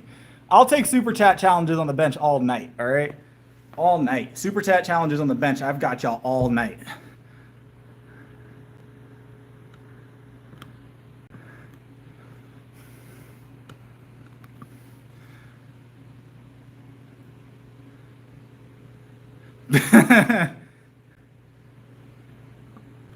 All right, let's add this weight to the deadlift now.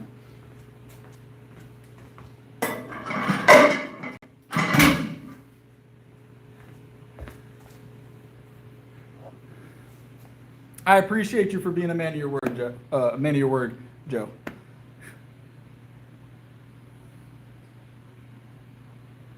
It sounds like your arms are not going to be feeling very good tomorrow, Alex.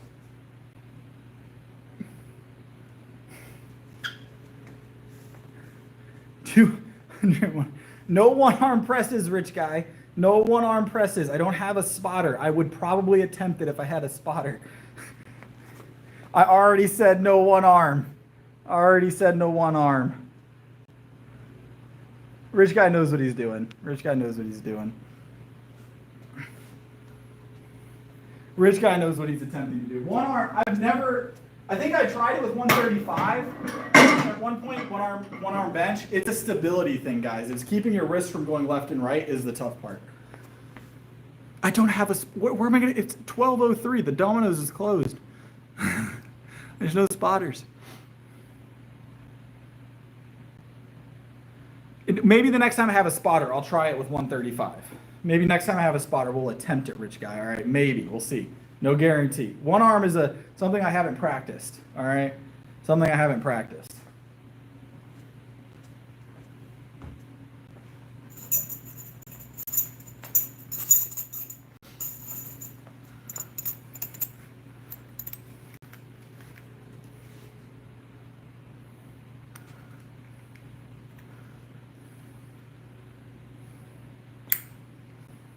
Our Domino's closes earlier than 2 a.m. here, actually, Antonio. We're in a small town. There's only 2,000 people in my entire town.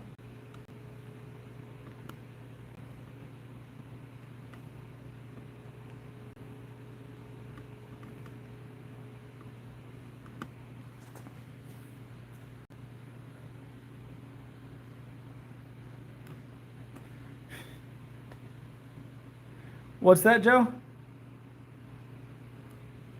Straight bar curl 110 for, you said 15?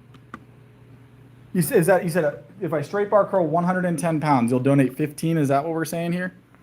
Let me get that right. Or are we curling it 15 times? For 15 reps. I was like, man, you just set me up for a win. Okay. 15 reps, is your next bet, Joe? Well, no one else is asking any challenges, Davis. No one else is asking for challenges. I accept challenges every night, Davis. Every night. I was just going to do it, Joe. I mean, if you want to donate for it, Joe, that'd be awesome. I just took your challenge. I was just taking the challenge, Joe.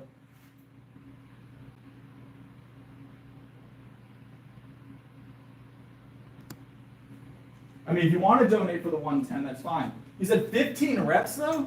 15 reps is going to be difficult. I don't know if I've ever done 15 reps at that weight. Make him work for it? All right, we'll do 15. We're going to try 15 reps of 110 was the challenge.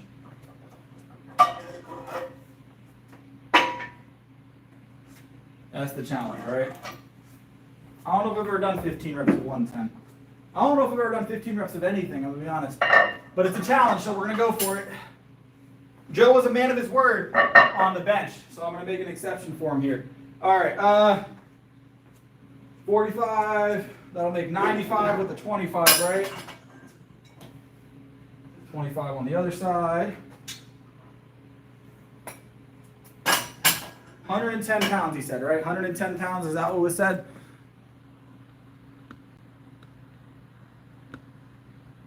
£110 for 15 reps.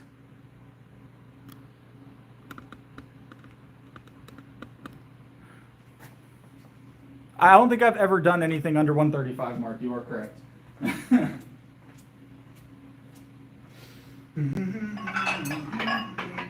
95, 105, and then one more should make 110. I know math, all right? I know math sometimes. All right, grab our two little things. So this should be easy work. This should be easy work. Who thinks I'm going to get 15? Anybody? Does anybody actually believe I'm going to get 15 of these? I honestly have no idea. This will probably be one of my tougher challenges. 15 reps of anything on a straight bar is a little tough.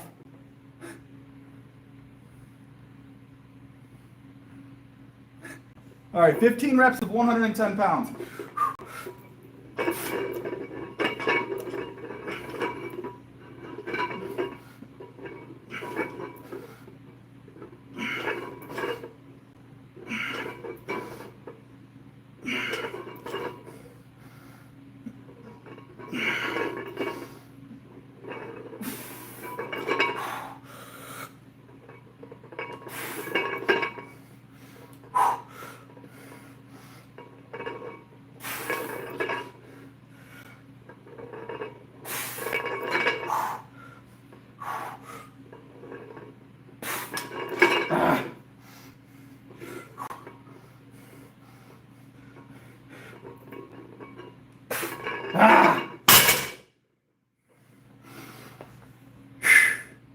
Is it 115? It might be 115.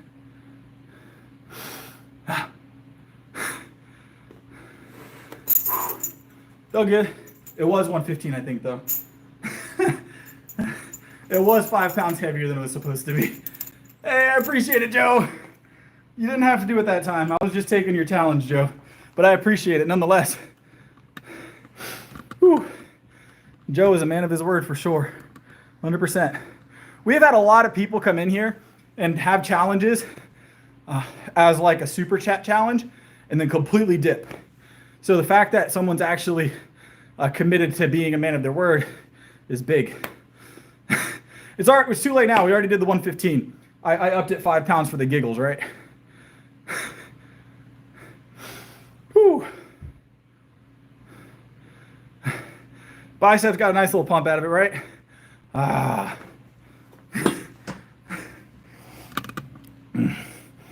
Yeah, Joe's top tier. Joe's top tier.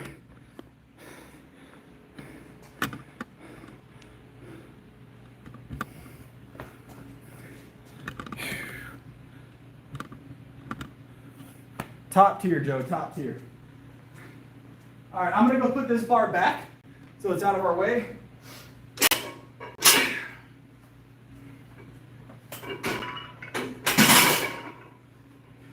Oh, whoa, that's a big yellow block.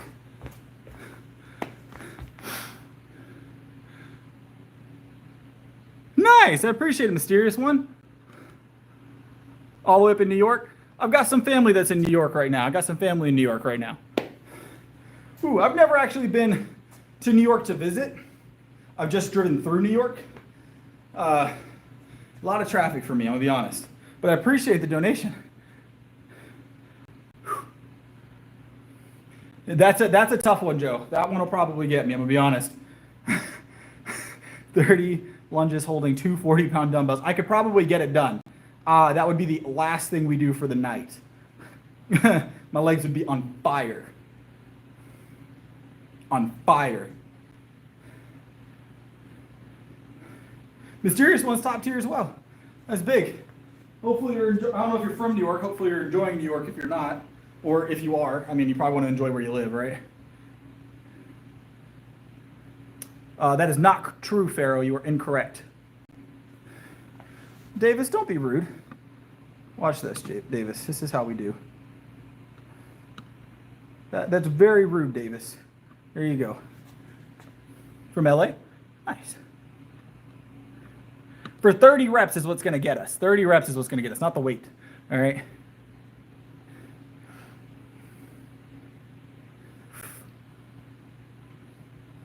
I threw Davis out of the chat, guys. Don't worry.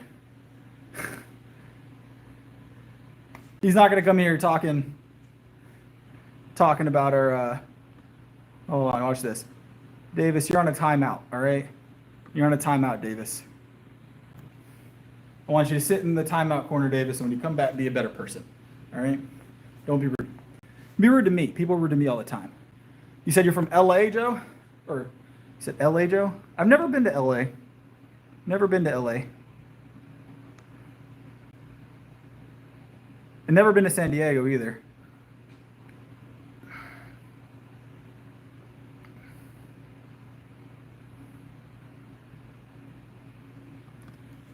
So here's the thing. Strength gains and muscle gains correlate. It is the food that you eat that will dictate how large you get. Okay? If you gain strength, you are putting on muscle mass. One does not come without the other. They are not separate of each other, right? So you have to get both. You have to get both. You won't get significantly stronger without muscle gain. It just doesn't work that way. Now, you may develop a leaner, more dense type of muscle so it doesn't show as much, but it's still putting on muscle mass. Let me grab this, and then we'll talk more about that subject.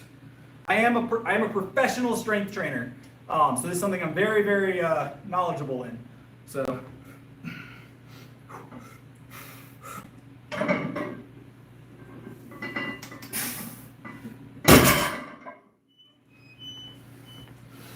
That was 455, by the way.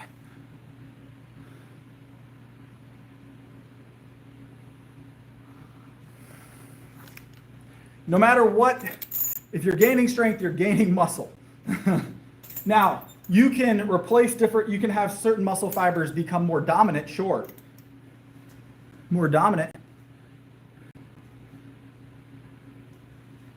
So it's density, muscle density. So bodybuilders tend to get larger, more showy muscle fiber, right? Just bigger with less strength behind the size, right? Whereas a power lifter with a similar size, with a denser muscle, basically those fibers are just more tightly packed. They look leaner, they look smaller, but their muscle is developed differently. So, no 495, Mark, not tonight, not tonight. We'll probably do that Wednesday. Went for a bench PR tonight. Just 40 pounds.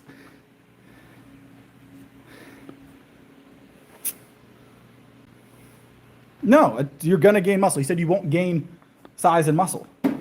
I can say 100% certainty, 100% certainty. You lift heavy, you will gain strength and size, both of them. I do it. I've been doing it for 5 years. I was 117 pounds 5 years ago. 117 pounds 5 years ago with a bench of 75 pounds. I am now 180 pounds with a bench of 365 pounds. I can prove it because I live it. All right, I can prove it because I live it. I'm also a certified strength trainer with a large client base. So, let's just do some calisthenics real quick, guys. Just for the giggles.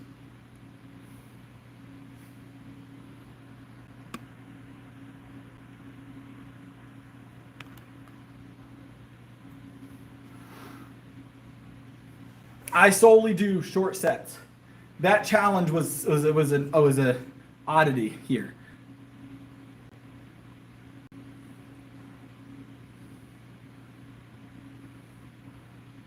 The body cares very much about numbers. So guys, your body will adapt. Our bodies are very good at doing certain things, right? Our bodies will adapt to what we're doing. So if every day I walk into the gym and I pick up off the ground a heavy amount of weight, something that my body struggles to do, my body is going to allocate resources to growing the muscles that make that an easier process. If every day I walk into the gym and I squat heavy, my body's going to allocate resources to that process that wants to make that easier. Our bodies want to reduce the amount of energy we spend doing whatever we're doing, right? So, but it does it with things that we do repetitiously, daily, sometimes once a day, sometimes twice a day, anything we spend a lot of energy on, right? So you come in and you squat 500 pounds. You are spending a significant amount of energy if that's close to your PR range. Just like if you squat 315, 7 or 8, 9, 10 times. Your body will allocate resources to making that easier next time. It's a conservation thing. Our body wants to be really good at whatever we're doing to conserve resources overall. In order to do that, it needs to allocate current resources to building the blocks, building the muscles that allow us to do those things easier with less expenditure, right? That is how it works. That's why specificity is a thing with lifting.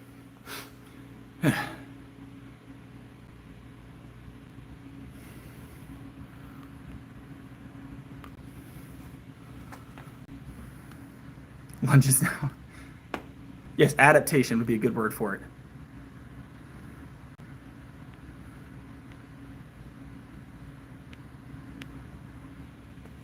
Another set of 7 here in a second. 25 lateral raises with 40-pound dumbbells. Joe, I will say that would probably get me. I don't know. I don't do lateral raises very often with dumbbells. For every now and again, 40 pounds for 25 reps is pretty strong. It's pretty strong. You might have me on that one. I will always admit when that's something I'm not going to attempt right now. Maybe if I was fresh. Maybe if you had to catch me tomorrow. Maybe I'll try it tomorrow when I'm fresh. It's the reps that are going to get me every time. What's up, Max? But I appreciate your enthusiasm. I'll take it as a compliment, all right? I'll take it as a compliment. I also still have to bench tomorrow, so I need my arms to be in shoulders and back and everything to still be in one piece. We're gonna get another 7 of these dips. I take creatine. I take 15 grams a day, sometimes 20 creatine. So.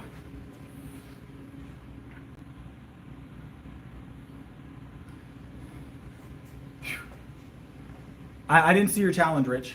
I didn't see your challenge.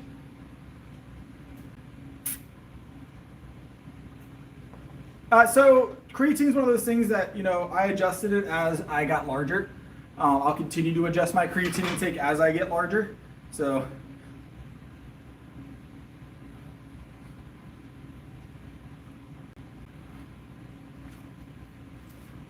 A couple airtime ones, right?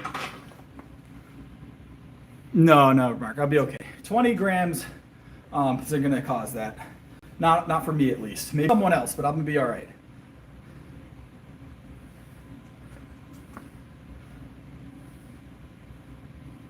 You can do them this way. It's a little bit easier facing in on this machine, but I can do them in this direction just fine.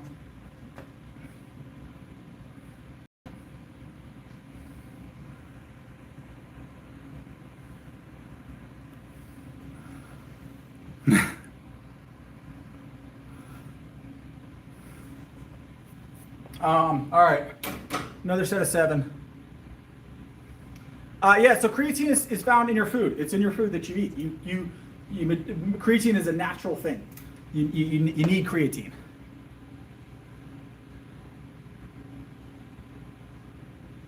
I can tell you from personal experience, Farrell, right now, not only personal experience, but backed with my certifications and with years of a lot of personal training, strength training, powerlifting training, training bodybuilders, all of that stuff. Mostly powerlifting and strength training. I've had one or two bodybuilding programs that I've put together for people in the past. One that went on stage. You will grow from low rep, high weight. You will grow. It's just a different type of growth you're going to see, and it's going to take a lot more effort as far as like forcing yourself to increase what you're comfortable lifting, if that makes sense. You have to be a little uncomfortable to do it with heavy weight. Hold on, gotta get one more.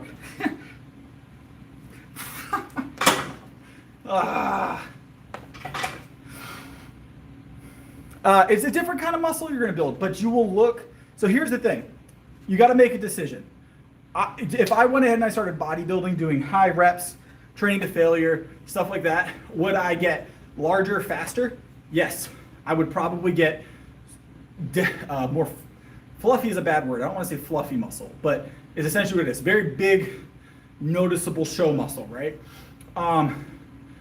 But the strength isn't going to match, right? For me, I want large muscle, but I also want when I get on the bench for it to make sense. Does that make sense? I don't want to look like I can bench 500 and only be able to bench 300. You know, I'd rather look like I can bench 300 and bench 500. Does that make sense?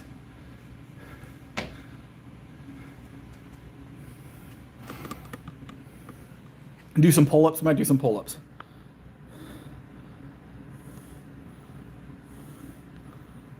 What's that?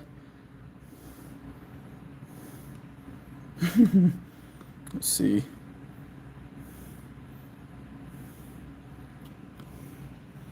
I am bulking, yes. Of course, pull-ups. So, which challenge reason? I might have missed it. Hold on. I'll go back and take a look. 100 pounds. I don't know that I've ever done. Have I done 100? I've done 90. I would, but I can't actually do weighted pull-ups right now, believe it or not. I mean, I could, but there is a risk involved right now. There is a risk involved. So let me show you why. See, you know, I'm not giving you a line of bull. So I noticed it and it has gotten worse, but this is our weighted dip belt. You say, hey, Chris, that'll work just fine. There's nothing wrong with the dip belt or pull-up belt, right? Until you realize that this has happened and it's gotten significantly worse. So I haven't been using it recently for that reason. And it's actually started to split on the edge too. So we're like probably one heavy dip or squat or pull-up away from that no longer being attached. So I'm not going to take that challenge right now. I would love to, honestly, but I didn't do it. I didn't break this. I didn't break this. I'll be fine. I'm sure I would, Mark. Actually, I'm reasonably sure that this would hold up at least another set, but I'm close enough to competition that that I don't want to get injured. So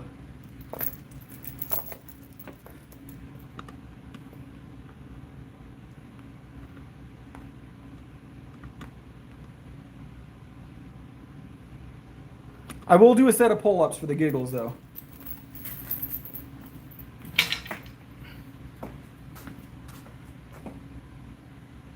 Duct tape it. I don't have duct tape with me. I don't usually carry duct tape to the gym, I'm going to be honest.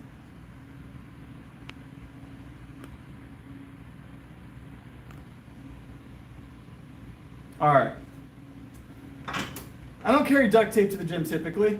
It's not on my list of things to carry with me. The roof is too low, Coco. You know that. We've discussed that. I don't know if I've never done flying pull-ups like I do with the dips, honestly. All right, let's grab this.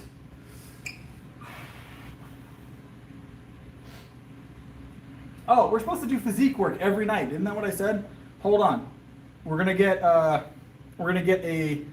check on how the back is developing before we start these pull-ups, because I'm only gonna do 3 sets. So let me get the tank off, and we'll do a physique check. 1 second. You guys are going to get to see the bulking physique in action. Hold on. I always step off camera because as much as I can bench and deadlift and all that other fun stuff and curl, I struggle getting this tank top off. Maybe it's because it's one of my older tank tops from before the bulk and it no longer fits, but it is a large. It is a large according to the tag. I wear a large right now. I would say the larges are a little bit tight generally right now. So, all right. So this is what we look on the bulk right now. This is low rep, by the way, just a heads up. A lot of food though, a lot of food. So this is where we're at as far as the bulking physique right now. So not bad, right? Not bad. I need an XL. I ordered it online, so honestly, it might just be the country of origins. Larges are a little bit run a little small compared to the US. So I know some countries their larges are like our mediums. So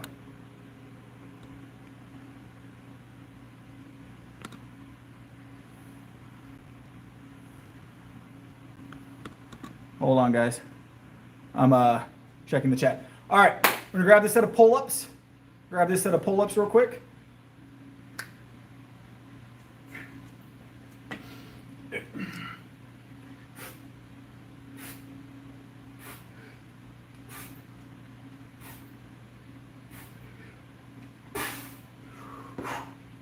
Yeah.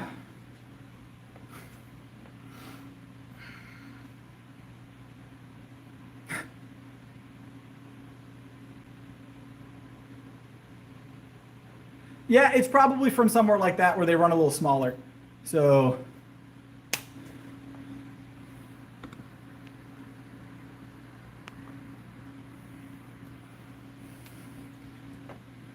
we're gonna rotate them, Mark. We're gonna do chin, pull. Every time about once a month I do these. I always say pull-ups. I'm always gonna say pull-ups. I got bit up by mosquitoes yesterday's stream, by the way, guys. Bit up.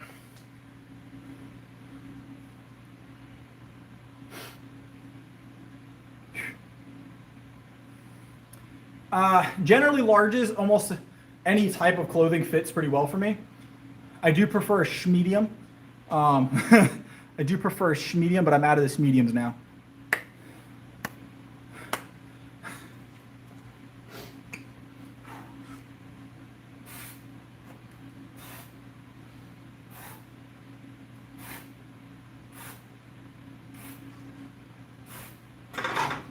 Ah.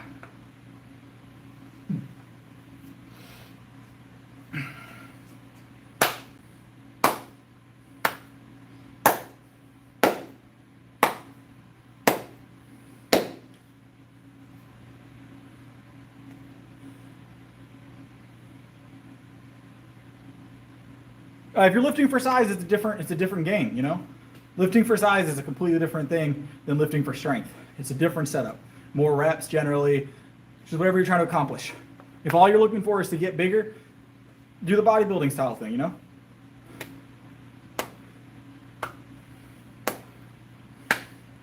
High reps are, I don't have a problem with people that want to bodybuild.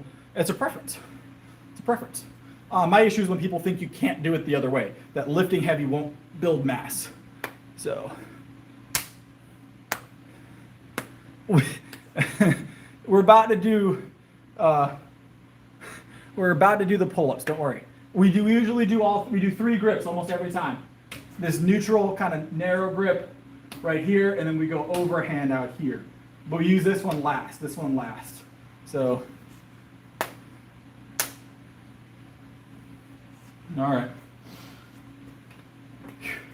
We always do 3 sets of them, generally, or more, but usually 3 sets.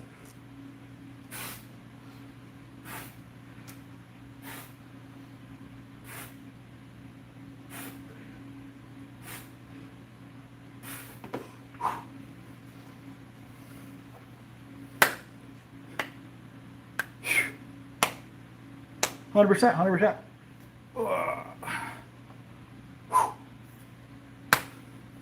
All right. we got some delt flies to do and we'll be done for the night, guys. We're going to finish on delt flies tonight. Usually we do those before we do deadlifts, but I wanted to do deadlifts first tonight for some reason. Don't know why. Just decided to.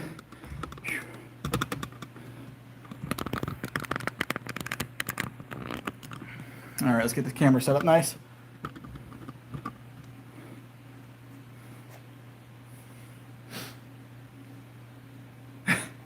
Pull-ups, I'm not a big fan of calisthenics, guys. I do a lot of them for the stream. It's not my gig typically. So,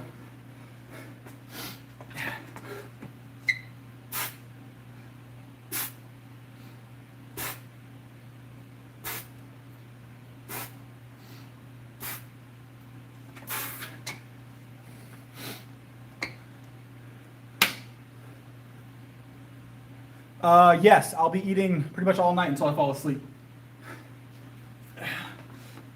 5,000 calories a day, 300 grams of protein.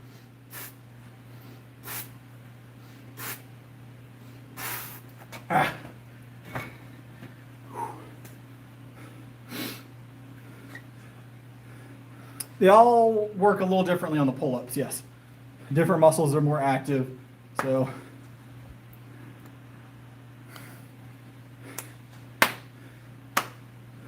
Wide grip, I would say, is more difficult, typically.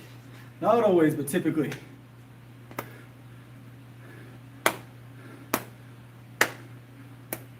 Yep.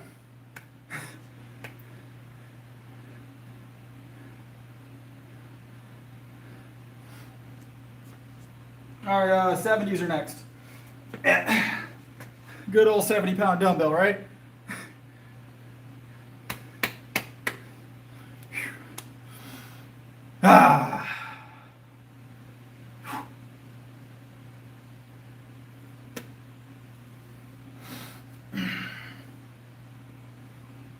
We're going to go to 100.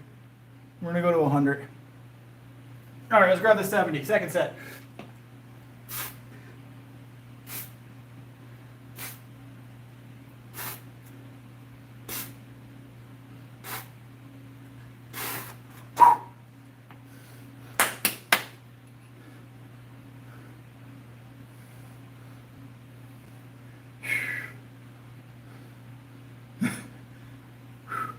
Arm's gonna be fine, Alex.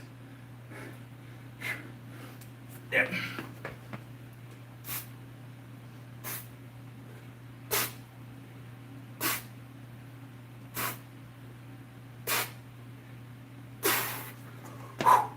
Woo-wee!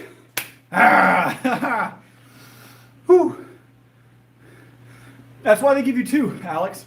So I've got two arms. If one falls off, we've got the other one as backup. That's why they give you two of everything, right? Two legs, two arms, two ears. You only got one nose. Only got one nose. Oh.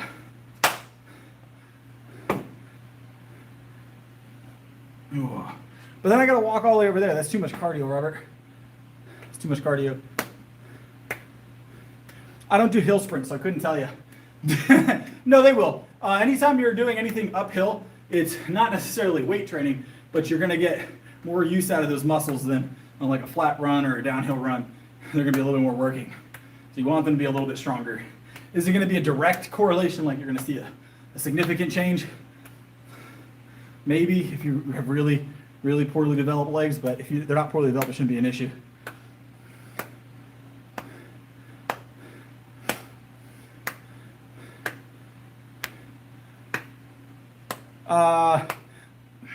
It's about conditioning mostly, proper sleep, proper food, and I do this all the time. Remember, I'm a professional strength coach, so everything I do is done for a reason, in a certain order for a reason. Sometimes I change things up a little bit, but I do things the way I do them to help prevent injury and also get maximal amount of growth.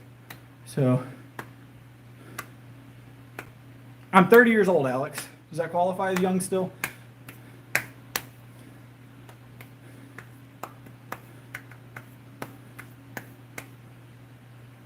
I got the pre-workout running. I gotta keep my hands moving, all right? All right, 100-pounder. 100-pound dumbbell. We're gonna grab this for a quick set of 7.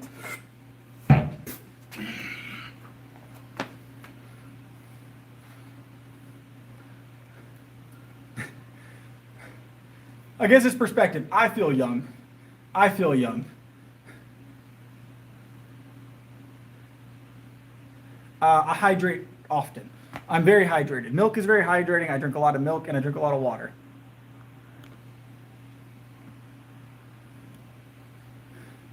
Curl it. Hold on. I can hammer curl it.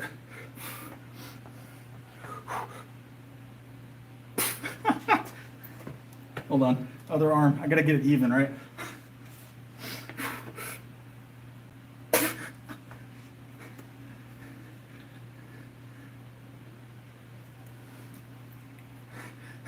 Hey, if it works, right? If it works. If it works. All right. My arms are a little spent from those 110-pound barbell for 15 earlier.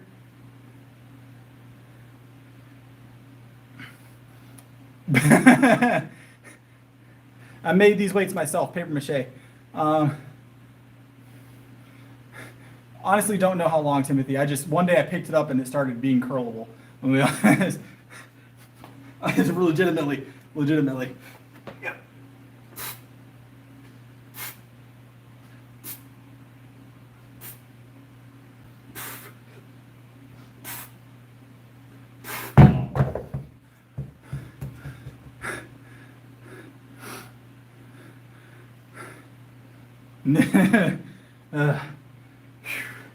I'm going to get the other side now.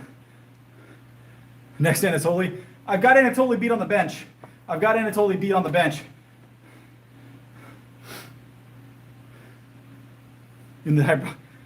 They kicked me out. They said I was training a little too hard. I was making them feel bad in the chamber.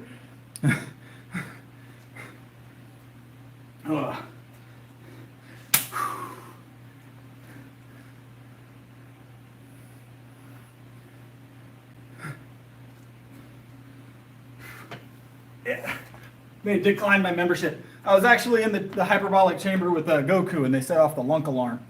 I didn't know they had one of those in the chamber, I'm going to be honest. It was very surprising. Very surprising.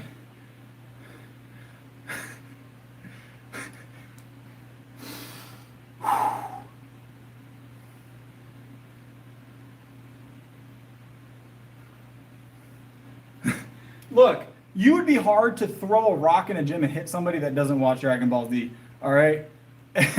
Dragon Ball Z is a very popular gym bro show. So I 100% could lift them up, yes.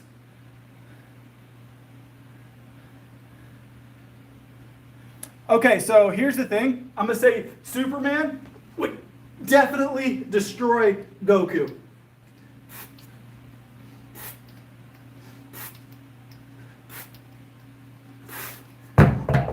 Every day of the week.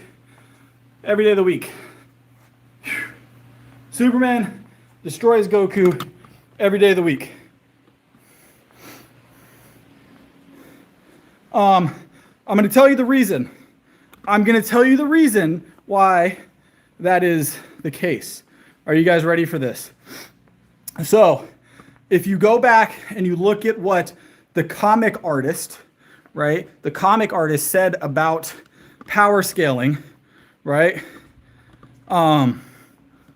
Right? For Superman, he literally said that whatever Superman is fighting, he automatically is slightly stronger than that, essentially. He has built in, he will be just strong enough to beat whatever he's fighting every single time. It's literally his built-in plot armor. How's it going, Crocs? Please don't spam. I appreciate it. Don't spam. Okay.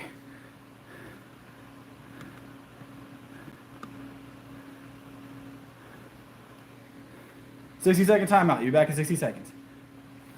He has a built-in cheat code. So he literally has a built-in cheat code. You know who else is stronger than Goku? No, Goku has people that are stronger than him. Zeno, the Grand Priest, he has people stronger than him. Superman is strong enough to punch holes in time. All right? Superman has punched holes in time.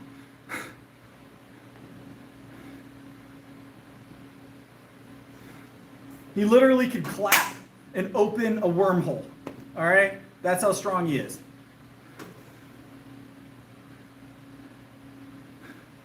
Goku can't clap holes into the time-space continuum. All right?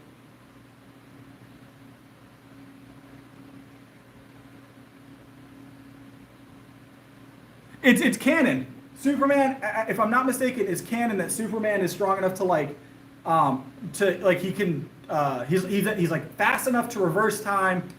He can, so he's holding back. It's like his canon that he holds back on everything, right?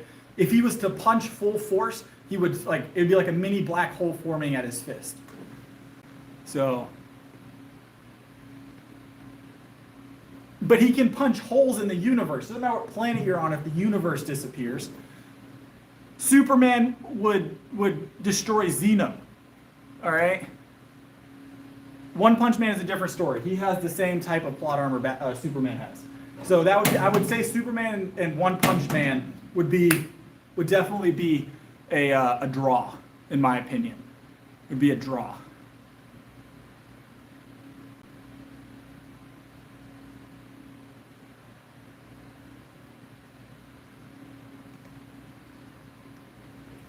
So there's in Invincible, I found out there's a Two-Punch Man. I haven't seen Invincible, but there's a Two-Punch Man in Invincible, I found out. And he's essentially One Punch Man, but two punches. I think that's a great character. I love it. No, so you know who else is stronger than Goku? Are you guys ready for this? I'm about to upset everybody in this stream at the exact same time. Are you guys ready for who's stronger than Goku? Ben 10. Canonically stronger. He literally has Ben 10, the alien kid with the watch. Canonically stronger.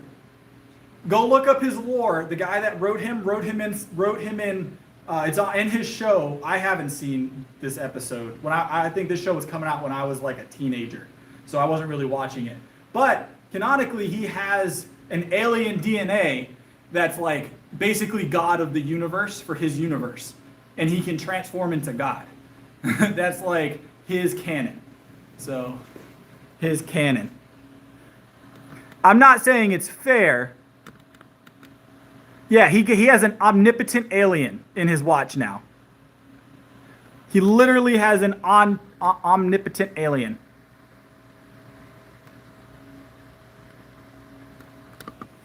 I didn't write it. Look it up. I'm not happy about it. I don't think it's fair.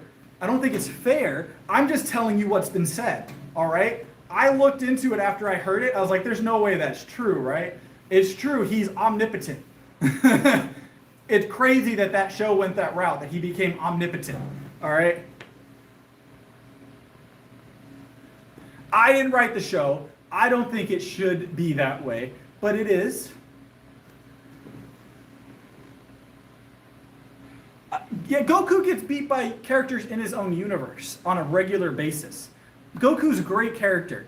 I like Goku. But Goku gets, bopped by characters in his own universe.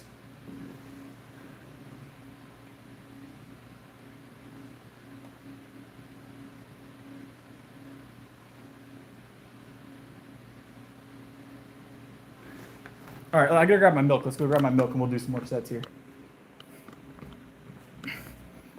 Good Lord, Mark. Yeah, so you guys can't say that he's just more powerful than every character, right, that's ever lived. Is he a super strong character? Yes. Can he get stronger than most other characters at some point?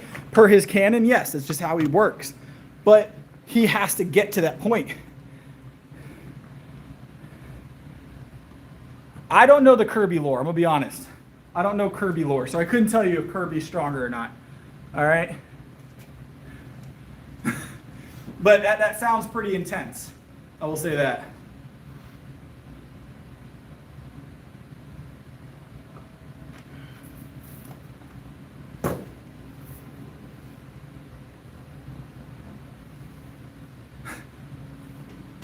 Now, here's a controversial topic. Favorite anime. What's people's favorite anime? Drop that in the chat.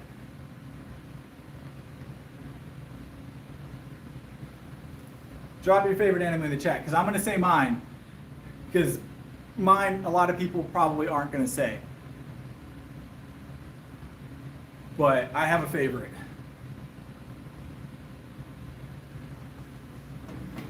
It's mine. Berserk, Pokemon. Those are fair. Those are fair choices. Fair choices. Pokemon. Pokemon's a good one.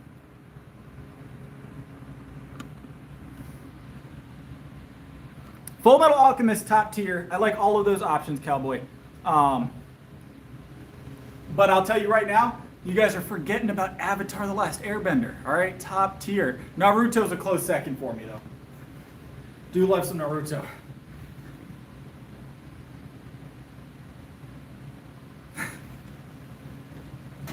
But Avatar: The Last Airbender.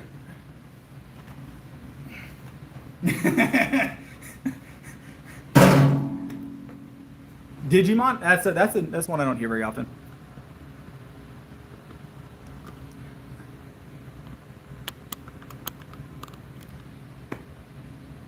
I've never seen Demon Slayer.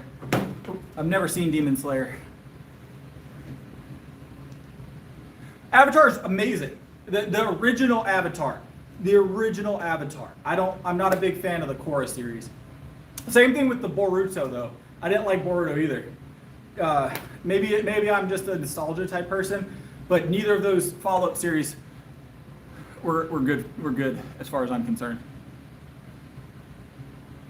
Never seen One Piece. There's too many episodes. It's so you know how much spare time you need to watch One Piece effectively? You'd have to sit down for like 3 days to even get through like an 18th of the series.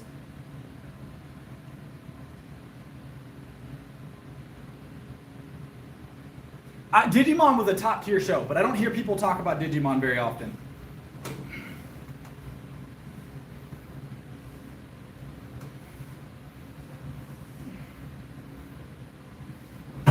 Yeah. No one ever talks about Digimon.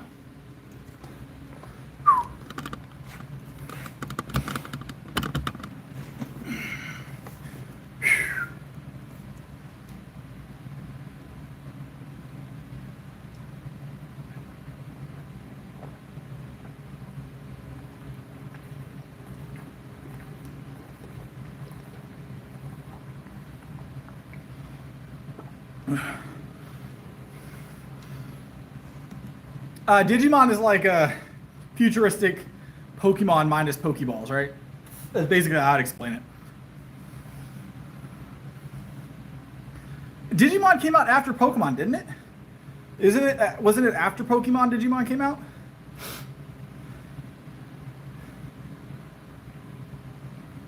I'm pretty sure Digimon's newer than Pokemon. You know what I did? Thundercats was okay. I didn't watch a ton of Thundercats, but it was good. You're born 2009, rich guy? You're about the same age as my son. So, if that's the truth. Not quite, but close.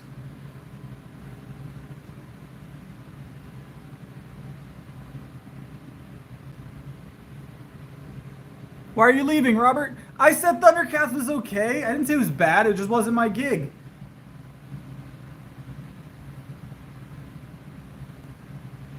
I didn't say it was bad. He-Man, I feel like, was also a classic that I didn't watch. I didn't watch a lot of stuff, guys. I'm not big on TV. So, even when I was younger, I didn't watch a lot of TV shows. I don't watch a lot. You know. Okay, you guys. A lot of you are new. A lot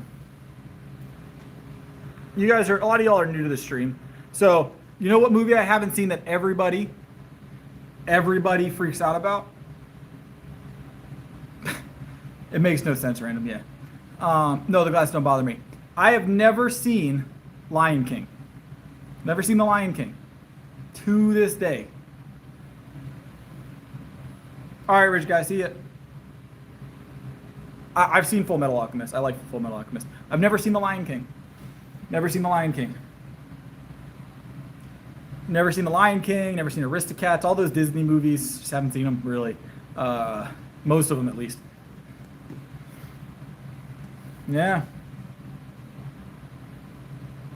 I've heard it's a great movie. So. But I haven't seen it.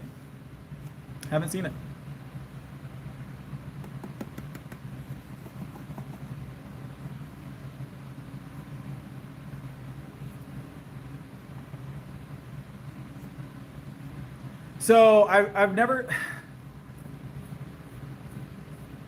Now, Land Before Time, top tier. Land Before Time is top tier. Have a good one, rich guy. Never seen Avengers Endgame. I've only seen one Avengers movie. I went to one.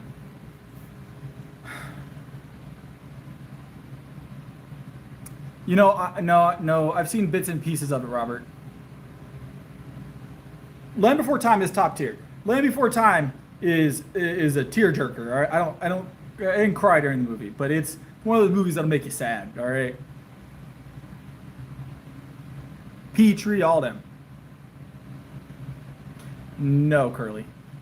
You know what's a really, really good movie that I saw? I want to say, I know a lot of people say this. I saw it before it was cool, right? Legitimately saw this a long time ago, like when it first came out, before it hit the theaters and stuff. Howl's Moving Castle. Top tier movie. Top tier movie if you've never seen it. Howl's Moving Castle. Top tier. Yes, my son comes to the gym with me a few times a week. Not all the time, but I take him in here and he trains a few times a week.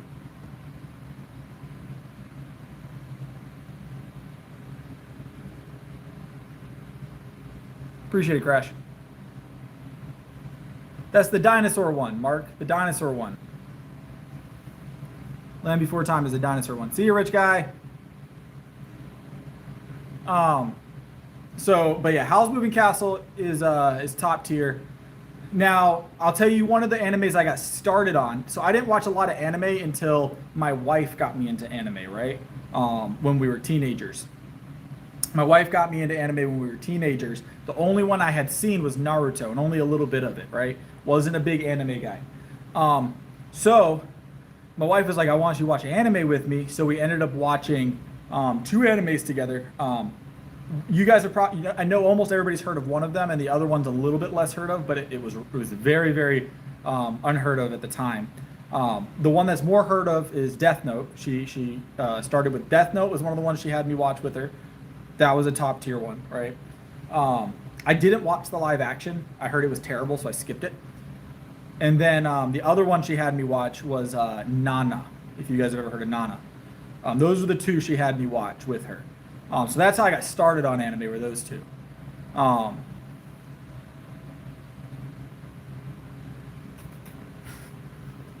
Is that what we're doing now, Random? We'll have to save that conversation for another stream. That's a big conversation. I have not seen The Godfather. I haven't seen The Godfather. I haven't seen, what is it? Die Hard, Fight Club, Rocky. I haven't seen any of those. Nope, haven't seen that Mysterious. I don't think I've ever heard of it.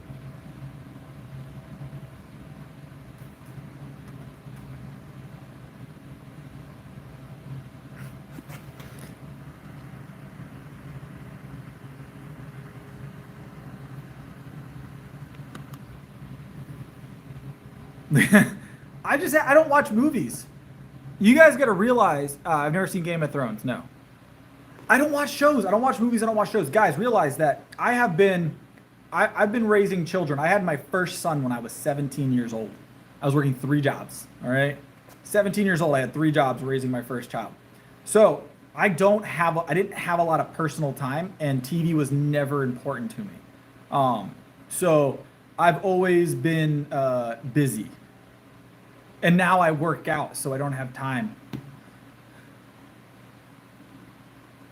I have 3 children. I'm 30. My first child is my oldest son is 12. and I'm 30. Give you an idea of where I was at. And he'll be 13 this year.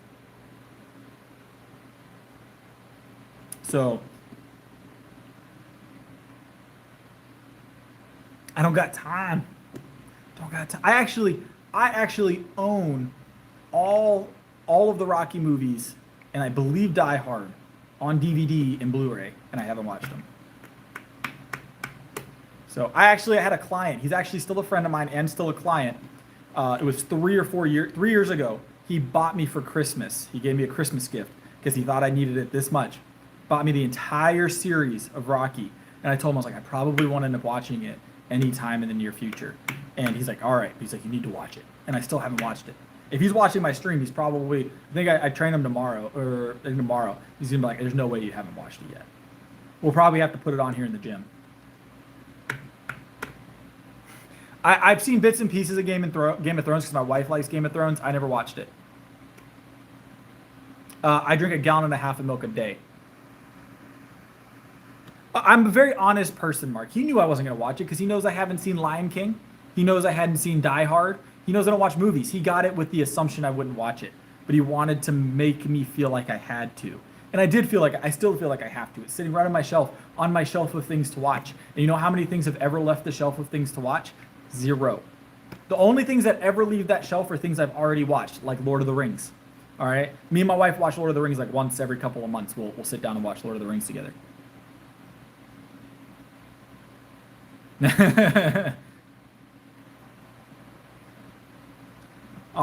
But yeah, my wife's a big Lord of the Rings fan. I'm a big Lord of the Rings fan, so we'll sit down and watch Return of the King together like once every few months. It's the best one of the 3, so of the trilogy.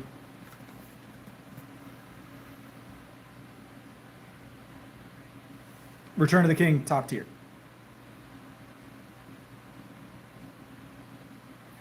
Yeah, we'll sit down. We'll have a night where we watch Lord of the Rings, Return of the King, Two Towers, all of that, and then we'll play Pokemon usually. So that's like that's a date night for us, like Pokemon and Lord of the Rings. That's what we do on a routine basis. If we're doing something together, like a night where we're doing a bunch of stuff, Pokemon's going to be involved. Pokemon, Lord of the Rings. We play a couple different games together.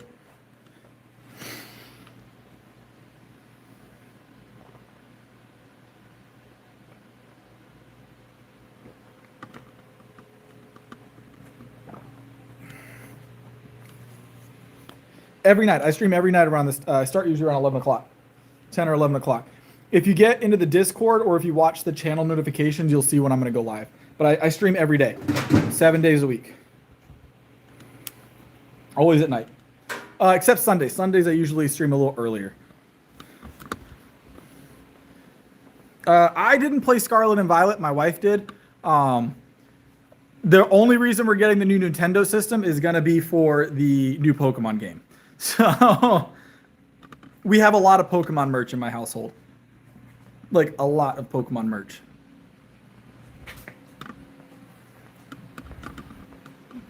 The Discord's lit. It's a fun time. That's where I chat after stream. If you guys ever want to chat with me between streams for whatever reason, or you want to see like behind the scenes type stuff from time to time, that's where I do it. I like Smash Brothers. Smash Brothers is top tier. We have Pokemon's a staple in my house. I'll say right now I probably have 40 plus Pokemon plushes in my closet. Like anniversary plushes. Like when they did the Pokemon 20 anniversary stuff, where they did a release every month for a year, I got every single one of those plushes except one. And I didn't know I didn't have the one until recently. So I have to get the one. It's the only time I have the trading cards. I've got all of that. It's the only time that I've ever spent like money that I would be like, that's crazy to spend on a piece of memorabilia and not felt bad about it. God dang it, I can't get this shirt. The bulk is bulking, guys. So it's the only time I've ever spent money on a piece of memorabilia, and I was like, man, that's a lot of money to spend on a piece of memorabilia, but that's okay. Because I don't spend money on things like that very often. It was a Mew plush, right? I have a Mew plush that my wife really wanted that I didn't get from the store when it came out during the Pokemon 20 event. and I wanted to get it. And so as part of her anniversary gift, I bought her the Mew plush. And you're like, that's not a huge anniversary gift. It came with other stuff. First thing, I got her other stuff. But it was also a $200 plush. It's aftermarket, right? I had to buy it from somebody, right, online because they were out. $200 on a stuffed animal. I don't even think I told her how much I spent on it. But it was part of the collection. It was one of the only ones we were missing. And I already spent a cumulative, yeah, Mark, yeah. But my wife's a big Pokemon fan.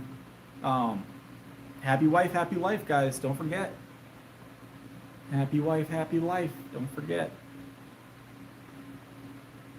But it was the one in the collection we were missing. I was the one we needed. I got all the other ones for like 25 bucks. So for like 25 bucks. And that was the one I didn't get on time. I was so upset. I was so upset.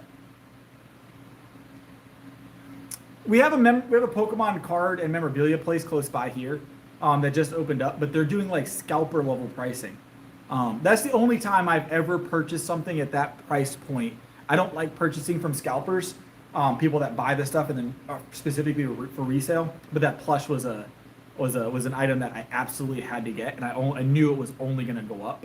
So I was like, well, I either spend $200 now, or in 5 years I spend $500. So let's go ahead and get it, right? You know what I have in my closet? Right now, what I have in my closet, I've got Pokemon Oreos. You guys remember when those were a thing? They came out for like 3 or 4 months. They had Pokemon Oreos, and people were trying to collect all the Pokemon Oreos. I've got two packages of those in my closet. Still got Pokemon Oreos. I've got the gold Burger King cards. You know the gold actual like 18 karat gold plated Pokemon cards. The little Burger King ones they did the limited release on. I've got those. Those are from like the 90s. I had to get those on eBay too. They weren't as bad. They weren't nearly as bad as the plush. I've got my wife's got the Pikachu 3DS, the 3DS Plus or whatever. She's got the Pikachu one of those. No, I won't eat them. Number one, they're old. Number two, I won't eat them. But yeah, we got the Pikachu 3DS, all that cool stuff. I had one as a kid, Robert, and then I thought about them one day. I think it's it was an anniversary, part of the anniversary gift with the plush. I got her a bunch of really old school and like hard to find Pokemon memorabilia one year. And that was part of it, was the gold plated Pokemon cards. Because I knew those at some point were going to be impossible to find. So I got them when I could find them. So I guess Oreos probably don't go bad. Like bad, right? Probably lasts a long time.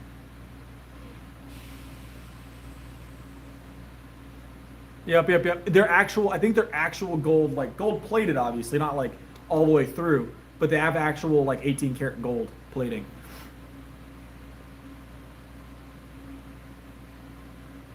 You can have Pokemon stuff and be grown. Those aren't separate. All right. They're still, think about our dads and our grandfathers. They still had their collectibles. It was just different collectibles. Everybody likes to say that, oh, you're grown now, you need to get rid of that stuff. Go look through their stuff. They've got some kind of collectible sitting at their house that they're not talking about, right? So they got some kind of collectible they're not talking about. This is just your thing that they don't like typically is what ends up being, right? Yeah, everybody's generation had one of those things, right? Everybody's generation had one of those things. My generation, it was Pokemon. Pokemon was a big deal. You know, everybody's generation will have something that everybody looks back nostalgically on. So,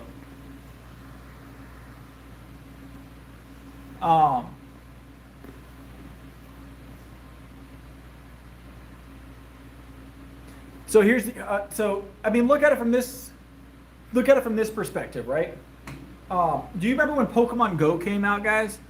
When Pokemon Go came out, who was in the crowds trying to jump fences for Mews? It was adults, or people in their 20s, right? At the time, it was people in their 20s, right? Adults. It was 20, 25-year-olds, 23-year-olds, 24-year-olds, 22-year-olds jumping fences, right? trying to get to a Pokemon on the other side of the fence that they had to get closer to. They had people trying to get on the White House lawn. It was the thing. People were trying, because the White House lawn at one point had Pokemon on it, I think. People that were like, hey, there's a Pokemon there. It was a whole thing. They were going places where they shouldn't go. It's crazy. Furbies were a big thing. You know what our parents collected? If you're a 90s baby, you know what your parents probably collected that you didn't even think about? I'll tell you right now, Beanie Babies. Beanie Babies. People had so many Beanie Babies. My mother had Beanie Babies, right? It's just a different generation, different collectible. I still have a couple of Beanie Babies. I've got the 2000. They're the little mini stuffed animals. Yeah, and you know, it's just that's their nostalgic item, Beanie Babies. My mother collected, do you guys ever seen the cherished teddies, like the little figurine cherished teddies? My mother collected those. Everybody's generation has a collectible that they grew up on or grew up around that they collect. So Tickle Me Elmos. Okay, so here's my problem with that toy. Are you ready for this? They were never not creepy at night, okay? Never not creepy. Tickle Me Elmo would just laugh in the middle of the night with no one touching it. I swear. Every time I walked by my siblings' bedrooms that had those, see you later, it would always laugh for no reason. Always laugh for no reason. I'm going to start putting my weights up, guys. There was something about those Tickle Me Elmos that was just unsettling. Unsettling.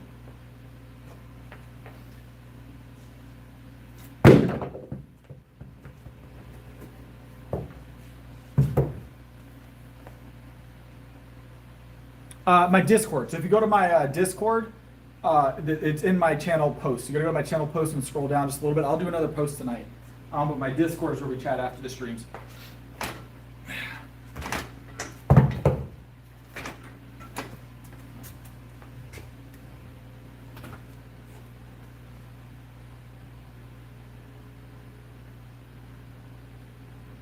Shiny and different colored lizard. Do you guys remember Sobe, when Sobe was in the glass bottles? They're probably terrible for you. I don't know what they were made of. But when I was a kid, I always wanted a Sobe. I only ever got one or two of them. We'd never buy them. Probably because my mom knew they were terrible for us.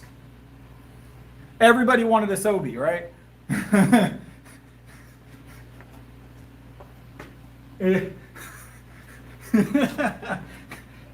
I've seen them since.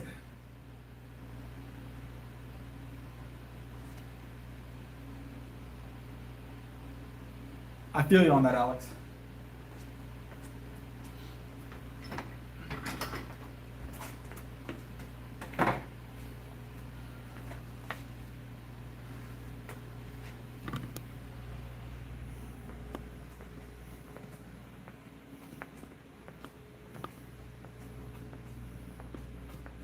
He's curling and driving at the same time. Yeah, no curling and driving. Not technically illegal, I don't think. But probably a bad idea. Probably a bad life choice.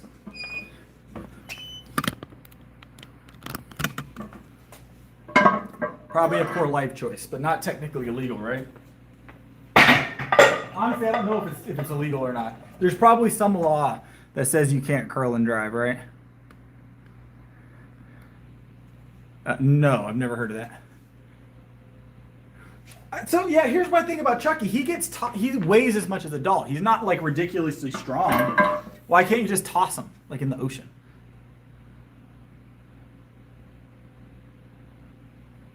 It's a possibility eating more is going to be your trick. Anytime you need to gain weight, calorie surplus is going to be your way to do that. You have to be in a surplus to gain weight.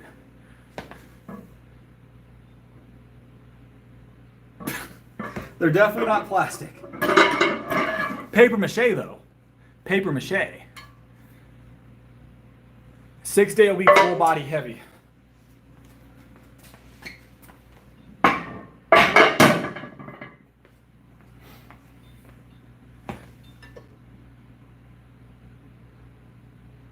Hold on. They're 10s. Not quite, not quite. If only I had. Ugh.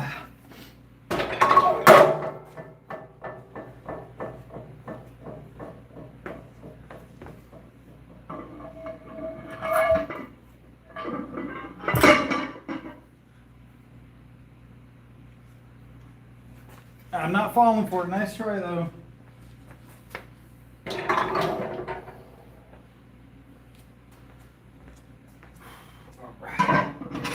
This is the worst part of working out, guys. I'm gonna be honest. It's the only part no one likes. The only part. I mean, I don't hate this part of it, but I'm not a fan of de-racking. All right.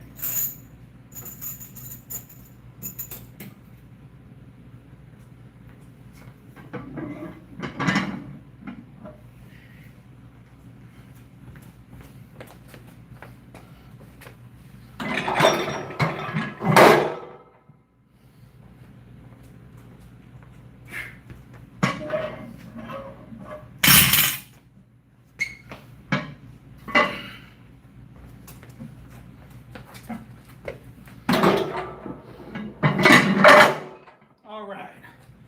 Let me throw this back on the squat rack.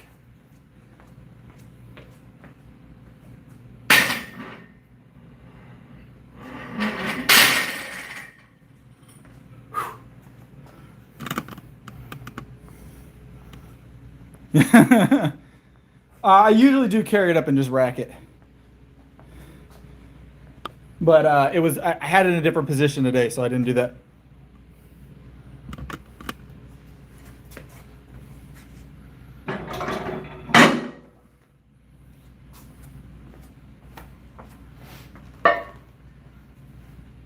Up to like 425, I'm comfortable or walking my deadlifts into the rack if it's in front of the rack. But anything over 425, it's going to be sketchy. Anything over 425 will be sketchy. I've never carried. No, you know what? I think I have carried more than 405. I've definitely farmers carried more than 405 and 425. I don't know.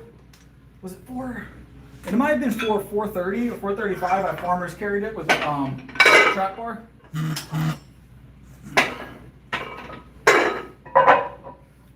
I could walk with at least 425 on a trap bar.